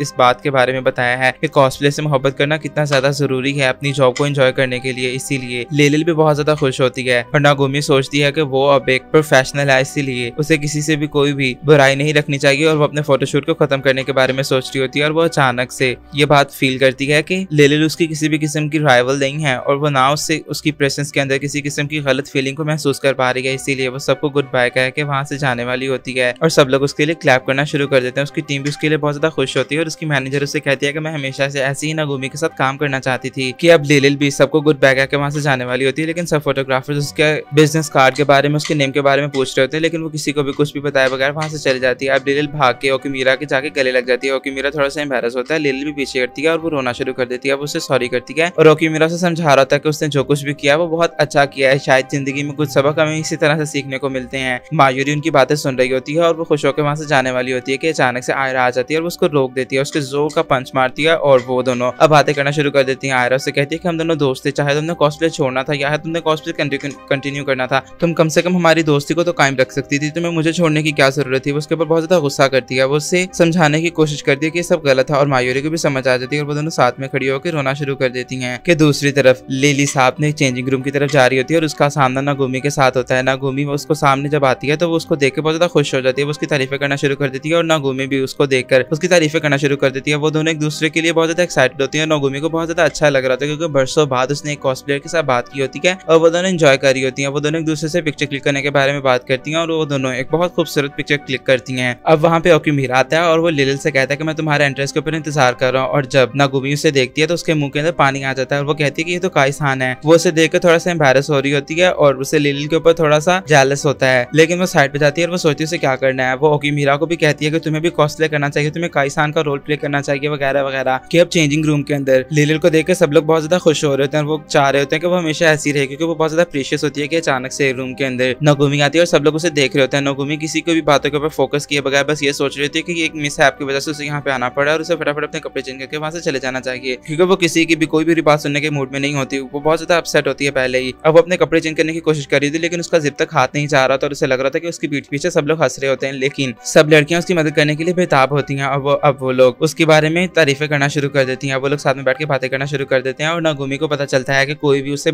नफरत नहीं करता, वो तो सिर्फ और सिर्फ कुछ लोग होते हैं जो हमसे नफरत करते हैं, बाकी सब तो हमसे बहुत मोहब्बत कर रहे होते हैं। और नागुमी की आंखें भीग जाती हैं और नागुमी को अपनी गलतियों का एहसास होना शुरू हो जाता है कि काश उसने अपने एहसास को अपने अंदर ना रखा होता, सबसे शेयर किए होते तो आज उसे ये सब बर्दाश्त ना करना पड़ता। और वो सबको कहती है कि तुम लोगों को परेशान होने की कोई जरूरत नहीं है, तुम लोगों ने मेरा दिल नहीं दुखाया, मैं तो सिर्फ और सिर्फ थक गई हूँ, इस वजह से शायद मुझे रोना आ गया। कि अब ओकिमीरा लोग जा रहे होते हैं, नागुमी आती है और वो लिलिल से कहती है कि तुम्हें मैं दूसरे फेस्टिवल के ऊपर देखना चाहूंगी, तुम्हारा कॉस्ट्यूम बहुत अच्छा है तो तुम जरूर आना। लिलिल भी उसे कहती है कि हाँ जरूर। वो उसे उनकी पिक्चर दिखाती है जो कि उन्होंने क्लिक की थी और उसके बाद बहुत सारी लाइक्स आ चुकी होती हैं। वो उसे और भी पिक्चर्स दिखाती है जो कि लिलिल की होती है और उसे अपलोड की होती हैं। तो नागुमी उसे कहती है कि तुम्हें फिक्र करने की कोई जरूरत नहीं है, तुमने आज नहीं तो कल पॉपुलर होना ही था। और वो जाते हुए उसे कहती है कि अगर जो स्माइल तुम्हारे चेहरे पे आज है तुम इसे गवा दो तो मैं तुम्हें फेवर के तौर पे किसी दिन लौटा दूंगी। और वहां से चली जाती है। कि अब ओकिमीरा और लिलिल ट्रेन के अंदर जा रहे होते हैं और लिलिल उसके कंधे के ऊपर सो रही होती है और ओकिमीरा सोचता है कि आज बहुत ज्यादा थक गई है, अगर तो ये कोई कॉस्प्लेयर होती तो शायद उससे इस वक्त शर्म आ रही होती, लेकिन वो सिर्फ और सिर्फ रेरिसा है इसीलिए वो उसे इग्नोर कर रहा था और बाकी लड़कियां गलत समझ रही होती हैं। कि अचानक से लिलिल की आंख खुलती है और ओकिमीरा से कहता है कि तुम्हें घबराने की कोई जरूरत नहीं है, जब हमारा स्टॉप आएगा तो मैं तुम्हें उठा दूंगा। और लिलिल सोचती है कि ओकिमीरा अगर वहां पे ना होता तो शायद आज वो जहाँ पे है वहां पे वो कभी भी ना होती, इसीलिए वो रिलैक्स करके वहां पे सो जाती है। कि अब मायूरी ट्रेन के ऊपर चढ़ती है और वो देखती है उन दोनों को। वो सोचती है कि शायद ये दोनों बहुत ज्यादा करीब है, क्योंकि लिलिल भी उसे कह रही होती है कि मैं तुम्हें बहुत ज्यादा पसंद करती हूँ और ओकिमीरा का भी कुछ ऐसा ही कहना होता है। कि अचानक से जब वो लोग मायूरी को देखते हैं तो मायूरी कहती है कि ये सब क्या है, तो ओकिमीरा उन्हें बताता है कि ऐसी कोई बात नहीं है। और लिलिल भी उन्हें समझाती है कि हम लोग सिर्फ और सिर्फ फोटोग्राफर और कॉस्प्लेयर का पार्टनर के बारे में बात कर रहे थे। और मायूरी का दिल टूट जाता है। अब अगले दिन स्कूल के अंदर मायूरी प्रिंसिपल को उनकी रिपोर्ट दिखाती है और प्रिंसिपल कहता है कि मुझे बाकी किसी बात के ऊपर तो कोई एतराज नहीं, लेकिन मुझे ये नहीं समझ आ रही कि स्कूल के स्टूडेंट्स इस बात को किस तरह से डाइजेस्ट करेंगे। और मायूरी भी इस बात को लेकर थोड़ी सी परेशान होती है कि क्लास के अंदर सब लोग लिलिल के बारे में बात कर रहे होते हैं और रिरिसा अंदर आ जाती है। वो खामोश होती है, वो सबको इग्नोर कर रही होती है। कि अचानक से मिकारी आती है और वो कहती है कि आखिर ये तुमने क्या किया, तुम्हें अंदाजा भी है तुम कितनी बड़ी मुश्किल में फंस गई हो। और वो उसे कहती है कि बोर्ड की तरफ देखो। और रिरिसा जब बोर्ड की तरफ देखती है तो वो भी हैरान रह जाती है। मिस मायूरी प्रिंसिपल को अपनी रिपोर्ट दिखाती है, यानी हमारे क्लब की रिपोर्ट दिखाती है प्रिंसिपल को। उस रिपोर्ट पे तो कोई मसला नहीं होता, ना ही तो रिरिसा के कॉस्प्ले करने पे कोई मसला होता है, लेकिन उनको दूसरे स्टूडेंट्स के रिएक्शन के ऊपर काफी मसला होता है। और वाकई में दूसरे स्टूडेंट्स लिलिल की पिक्चर्स देख रहे होते हैं और बातें कर रहे होते हैं उसके फिगर के बारे में और अजीब अजीब बातें कर रहे होते हैं कि रिरिसा जब क्लास में जाती है तो मिकारी उसके पास आती है और वो उससे कहती है कि क्या तुम्हें अंदाजा भी है तुम कितनी बड़ी मुश्किल में फंस गई हो, और वो उसे बोर्ड की तरफ देखने के लिए कहती है। और जब रिरिसा बोर्ड की तरफ देखती है तो बोर्ड के ऊपर लिखा होता है कि अगर रिरिसा ने अपनी यही हरकतें रखी तो वो बहुत जल्द फेल हो जाएगी, क्योंकि उसने बिल्कुल भी नहीं पढ़ा होता। वो बहुत ज्यादा हैरान रह जाती है कि दूसरी तरफ क्लब के अंदर ओकिमिरा बैठा हुआ होता है और मायूरी उसके पास आती है और उसे बताती है कि उनकी रिपोर्ट काफी पसंद आई है प्रिंसिपल को। अब वो दोनों बैठ जाते हैं और बातें करना शुरू कर देते हैं। ओकिमिरा उसको बताता है कि रिरिसा की रिपोर्ट्स काफी ज्यादा बुरी आई हैं स्कूल में इस बार स्टडीज के अंदर, और मायूरी उनकी रिपोर्ट के बारे में बात करना शुरू कर देती है जो कि क्लब के बारे में होती है। और मायूरी ओकिमिरा को बताती है कि प्रिंसिपल को और स्टूडेंट काउंसिल को उनकी रिपोर्ट पसंद आई है, लेकिन वो लोग इस बात को सीक्रेट रखना चाहते हैं कि ये लिलिल और कोई नहीं बल्कि हमारी रिरिसा है, क्योंकि वो सिर्फ और सिर्फ इस बात को लेकर कंसर्न है कि स्टूडेंट्स का रिएक्शन जो भी होगा वो रिरिसा से और ओकिमिरा इन दोनों से टॉलरेट नहीं होगा, क्योंकि स्टूडेंट्स उन दोनों का मजाक उड़ाएंगे और उनके ऊपर हंसेंगे। इसी बात को लेकर प्रिंसिपल ने ये फैसला किया है कि वो बिल्कुल भी उनकी आइडेंटिटी को सबके सामने रिवील नहीं करेंगे और वो लोग इस बात को छुपाते हुए कॉस्प्ले कर सकते हैं। मायूरी को इस बात के ऊपर थोड़ा सा एतराज होता है, लेकिन फिर भी वो मान जाती है क्योंकि उसको इस बारे में पता होता है। और प्रिंसिपल मायूरी को अपने पास्ट के बारे में भी बताते हैं और वो उसे कहते हैं कि माजी के अंदर जो गलतियां मैंने की है, मैं नहीं चाहता कि मेरे स्टूडेंट्स भी वो गलतियां करें। हम लोगों ने अगर एक्सपीरियंस किसी चीज से गेन किया है तो हम चाहेंगे कि वो एक्सपीरियंस हमारे स्टूडेंट्स को बिना किसी तकलीफ से गुजरे हुए मिल जाए, और हम लोग इसीलिए उनके टीचर्स होते हैं। और मायूरी की भी आंखें खुल जाती हैं। अब मायूरी ओकिमिरा के सामने बैठी हुई होती है और ओकिमिरा उसकी बात फौरन से समझ आता है और वो उसे कहता है कि मैंने इस सब के बारे में तो सोचा ही नहीं, थैंक यू सो मच, मुझे आपका फैसला मंजूर है। कि अब बारी रिरिसा को बताने की होती है, लेकिन अचानक से स्टूडेंट काउंसिल की प्रेसिडेंट और रिरिसा दोनों अंदर आती हैं और वो बताती है कि मैंने रिरिसा को सब कुछ बता दिया है कि प्रिंसिपल का क्या फैसला है, और रिरिसा को भी इसके ऊपर कोई मसला नहीं है। और रिरिसा भी सबको यही कहती है कि मुझे वाकई में प्रिंसिपल के फैसले के ऊपर कोई एतराज नहीं है और वो उनका थैंक यू करती है। प्रेसिडेंट उन दोनों से कहती है कि तुम लोगों को बस जो गंदी कॉमिक्स हैं और जो गंदी फोटोज हैं वो नहीं यहाँ पे रखनी है, क्योंकि ये स्कूल है और तुम लोग अभी 18 से कम हो। कि मेरा थोड़ा सा घबरा जाता है क्योंकि उसकी वहाँ पे बहुत सारी कॉमिक्स पड़ी हुई होती है। रिरिसा को भी थोड़ी सी नर्वसनेस होती है, लेकिन ओकिमिरा फौरन से कहता है कि मैं इन कॉमिक्स को यहाँ से फेंक दूंगा। और प्रेसिडेंट रिरिसा से भी कहती है कि उसे उसका कॉस्प्ले बहुत पसंद आया, इसीलिए अगर वो दोबारा से कॉस्प्ले करे तो वो उसको अपनी पिक्चर्स जरूर सेंड करे, और वहाँ से चली जाती है। अब रिरिसा उसके बारे में बहुत अच्छी अच्छी बातें करना शुरू कर देती है। ओकिमिरा का भी कुछ ऐसा ही हाल होता है और मायूरी और वो लोग अब एक जोरदार एक दूसरे को हक देते हैं कि अचानक से रिरिसा को एहसास होता है कि मायूरी ही मायूरा है, और वो उसकी तारीफें करना शुरू कर देती है। और इतनी सारी तारीफें सुन के मायूरी को बहुत अच्छा लगता है कि अचानक से वहाँ पे मिकारी आती है और वो भी उनको हक करने की कोशिश करती है कि अब वो लोग गेम खेलना शुरू कर देते हैं, मायूरी और ओकिमिरा। मायूरी बहुत अच्छे से प्ले कर रही होती है और वो से कहती है कि मैंने अपनी सारी जिंदगी कॉस्प्ले को दिया, तुम्हें क्या लगता है तुम मुझसे इतनी आसानी से जीत जाओगे? कि दूसरी तरफ मिकारी और रिरिसा मायूरा के बारे में बातें कर रहे होते हैं और मायूरा को इस बात के ऊपर शर्म भी आ रही होती है और गुस्सा भी आ रहा होता है। वो कहती है कि मैं तुम लोगों से इतनी भी बड़ी नहीं हूँ जितना तुम लोग मुझे कह रहे हो, मैं तुम लोगों से सिर्फ और सिर्फ 5 साल बड़ी हूँ। और वो लोग ओकिमिरा से पूछते हैं कि ओकिमिरा, अगर तुम्हें शादी करने के लिए मायूरी जैसा ऑप्शन मिले, यानी तुमसे 5 साल बड़ी लड़की का ऑप्शन मिले, तो क्या तुम शादी करोगे? तो ओकिमिरा अब सोच में पड़ जाता है और मायूरी को भी आंसर सुनने की बड़ी बेताबी होती है और ओकिमिरा सोचना शुरू कर देता है कि इसे वीडियो गेम खेलना भी पसंद है वगैरह वगैरह, सब कुछ उसे पसंद आता है उसमें से। लेकिन वो सिर्फ और सिर्फ एक एनिम कैरेक्टर नहीं होती, यानी वो 3D गर्ल होती है, 2.5 डायमेंशनल गर्ल नहीं होती, इसलिए वो उसे पसंद नहीं आती है, वो इनकार कर देता है। और मिकारी थोड़ा सा रिलैक्स हो जाती है। कारी और ओकिमिरा को पास देख के मायूरी को थोड़ा सा अजीब लग रहा था और उसे रिरिसा के लिए बुरा लग रहा था, लेकिन रिरिसा मायूरी के पास आती है और वो उसे कहती है कि आपने मुझसे कहा था कि आप मुझे कॉस्प्ले स्टिच करने के बारे में भी बताएंगी। तो मायूरी से कहती है कि हाँ बिल्कुल, मैं तुम्हें अभी बता सकती हूँ, लेकिन उसके लिए मैं सबसे पहले मेजरमेंट्स लेनी होंगी। तो रिरिसा फौरन से अपने कपड़े उतारने के लिए तैयार हो जाती है और ओकिमिरा थोड़ा सा एम्बैरस हो जाता है। वो लोग ओकिमिरा को रूम में रुकने के लिए कहती हैं, लेकिन ओकिमिरा कहता है कि मैं अब कोई भी ब्लंडर नहीं चाहता, इसीलिए मैं यहाँ से जा रहा हूँ, तुम लोग आसानी के साथ अपना काम जो करना चाहो वो कर सकते हो। ओकिमिरा बाहर चला जाता है और अब रिरिसा और मायूरी अपने कपड़े उतार के एक दूसरे के मेजरमेंट्स लेना शुरू कर देती है और मिकारी के मुंह में पानी आ रहा होता है, उसे समझ नहीं आ रही होती कि आखिर यहाँ पे सब कुछ चल क्या रहा है। कि अब वो दोनों अपने अपने कपड़े पहन लेती हैं और वो एक दूसरे को बता रही होती हैं कॉस्प्ले करना कितना मुश्किल है। और मायूरी उसको बताती है कि तुम्हें लगता है कि आज के दौर में कॉस्प्ले करना मुश्किल है, लेकिन तुम उस वक्त की सोचो जब यहाँ पे विग्स नहीं हुआ करती थी, मॉडल्स को अपने बाल खुद हेयर कलर करवाना पड़ती थी, और भी मुश्किलों के बारे में बताती है, यानी मेकअप नहीं हुआ करता था, कॉन्टेक्ट लेंसेज नहीं हुआ करते थे, और अगर आई साइड किसी की वीक हो तो उसे कैमरामैन की तरफ देखने में बहुत ज्यादा मसला आया करता था, इसीलिए कॉस्प्ले के साथ ग्लासेस को वेयर करना बहुत ज्यादा मुश्किल हो जाता था। कि मिकारी मैसेजेस के ऊपर किसी के साथ लगी हुई होती है और वो काफी ज्यादा इंटेंस मैसेजेस पे बात कर रही होती है कि ओकिमिरा बाहर खड़ा हुआ उनकी बातें सुन रहा होता है, वो रिलैक्स कर रहा होता है कि अब वो अपनी बुक्स को बाहर फेंकने के लिए जाता है, जहाँ पे प्रेसिडेंट भी आती है और वो ओकिमिरा से कहती है कि मुझे नहीं लगा था कि तुम अपनी बुक्स वाकई में फेंक दोगे, लेकिन ओकिमिरा से कहता है कि बस मुझसे अगर कोई भी गलती हुई हो तो माफ कर दो। वो अपनी बुक से माफी मांग रहा है। तो प्रेसिडेंट उसे कहती है कि देखो, जब तुम 18 के हो जाओ तो फिर तुम चाहे जैसी मर्जी नॉवेल्स पढ़ना, मुझे कोई मसला नहीं है, लेकिन 18 से पहले की थोड़ा सा अजीब है। और वो बहुत ज्यादा शर्मा भी रही होती है। लेकिन ओकिमिरा बहुत ज्यादा सैड हो चुका था क्योंकि उसके पास कुछ ऐसी गंदी बुक्स भी होती हैं जो कि सिर्फ और सिर्फ once in a life print हुई थी, इसीलिए प्रेसिडेंट भी उसके साथ बैठ के प्रे करना स्टार्ट कर देती है उन बुक्स के लिए। और अब इसके बाद वो लोग साथ चलना शुरू कर देते हैं और वो उससे पूछते हैं कि क्या तुम लोग आज भी कॉस्प्ले कर रहे हो? ओकिमिरा उसको मना कर देता है और अब अगले दिन ओकिमिरा बैठा हुआ ओगिनो के साथ बात कर रहा होता है अपने क्लब रूम के अंदर, और ओगिनो उसको बता रहा होता है कि जो उनका फोटोशूट था वो बहुत जबरदस्त गया है, और वो उसको मिस्टर कैमरा के बारे में बताता है जो कि लेजेंडरी कॉस्प्लेयर्स का फोटोशूट करता है, और वो उसको बताता है कि उसने अपने अकाउंट के ऊपर लिलिल की पिक्चर डाली है और उसको पोस्ट किया, और उसके टाइटल के ऊपर उसने लिखा है कि नए आने वाले लेजेंडरी स्टार्स के लिए हम लोगों को रास्ता बनाना चाहिए, और उसके अंदर उसने लिलिल को रैंक भी किया है। ओकिमिरा उससे लिलिल का रैंक पूछता है तो वो ओगिनो उसको बताता है कि उसने उसको 5th रैंक दिया है। ओकिमिरा को ये बात सुनकर थोड़ा सा अजीब लगता है और वो थोड़ा सा डिप्रेस्ड हो जाता है, लेकिन ओगिनो उसको फिर भी उसकी सारी की सारी पिक्चर्स के बारे में जो कि उसने लिलिल की क्लिक की होती हैं और पोस्ट की होती हैं उनके बारे में बताना शुरू कर देता है। और अब ओगिनो उससे पूछता है कि क्या वो उससे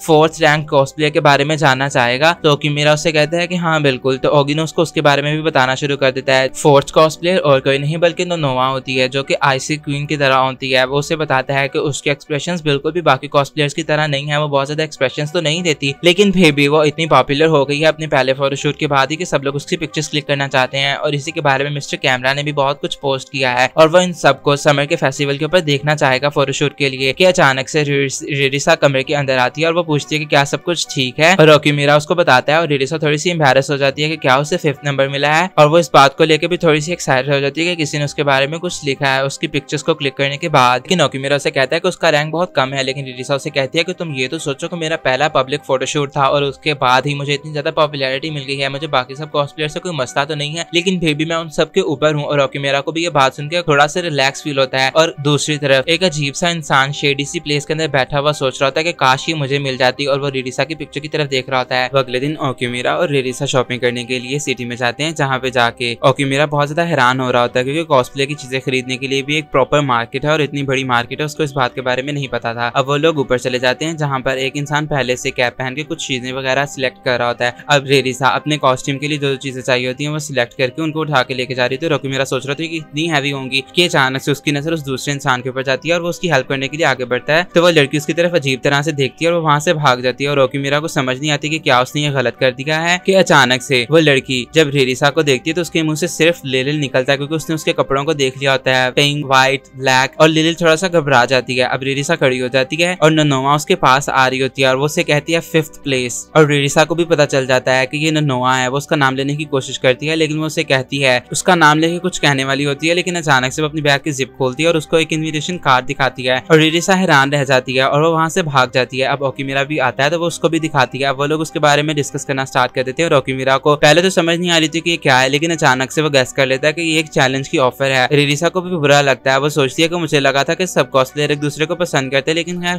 कोई नहीं, मैं इस इवेंट में जाऊंगी और जाके कॉस्प्ले करूंगी, ये कोई बड़ी बात नहीं है। और ओकिमिरा उसे कहता है कि तुम क्या करोगी, तो लिलिल कहती है कि तुमने जो गेम इंस्टॉल किया वो किस लिए किया है, मैं नया कॉस्ट्यूम करूंगी और मुझे वो मिल गया है। तो ओकिमिरा उसे कहता है कि क्या तुम इतनी जल्दी स्टिच कर लोगी, तो रिरिसा उसे कहती है कि तुमने मुझे समझ क्या रखा है। कि नोनोवा अपने घर पहुंचती है, वो अपने कपड़े चेंज करती है और अपना कॉस्प्ले पहन के खुद को मिरर में देखती है, लेकिन उसके कमरे में कोई लाइट नहीं आ रही होती है और वो सोचती है कि वो बहुत अच्छी नजर आ रही है, लेकिन वो खुद को बहुत वीर्ड पाती है। अब वो रिरिसा की तस्वीरें देख रही होती है और वो सोचती है कि कितना अच्छा होता मैं नॉर्मली बिहेव करती, तो आज मैं एक बहुत अच्छे इंसान से मिली, मैं उसको दोस्त बना सकती। मैं एक बहुत इंट्रोवर्ट लड़की हूँ, मैं अपने फोटोशूट्स के अंदर भी किसी के साथ ज्यादा बात नहीं करती, लेकिन आज मैं आखिरकार एक कॉस्प्लेयर के साथ मिली, मुझे उसके साथ वियर्ड बिहेव करने के बजाय बात करनी चाहिए थी, लेकिन वो सोचती है कि शायद वो मेरी दोस्त बन गई, अब वो मुझसे बात करेगी। अब इवेंट के दिन आ जाता है और सब कॉस्प्लेयर्स अपनी जगह पे सेट हो रहे होते हैं। रिरिसा और हमारी टीम भी वहाँ पे पहुंच चुकी होती है, वो लोग आपस में बातें कर रहे होते हैं क्योंकि माशूरी ने नया कैमरा खरीदा होता है लिलिल के पिक्चर्स क्लिक करने के लिए। कि नोनोवा भी वहाँ पे आ जाती है और वो लिलिल को देखकर थोड़ा सा शर्मा जाती है और उसे समझ नहीं आ रही थी कि वो उससे कैसे बात करे। वो छुप छुप कर उसकी तरफ देख रही होती है कि अचानक से रिरिसा की उसके ऊपर नजर पड़ती है और वो उसको गुड मॉर्निंग कहती है, लेकिन नोनोवा एक अजीब सा उसको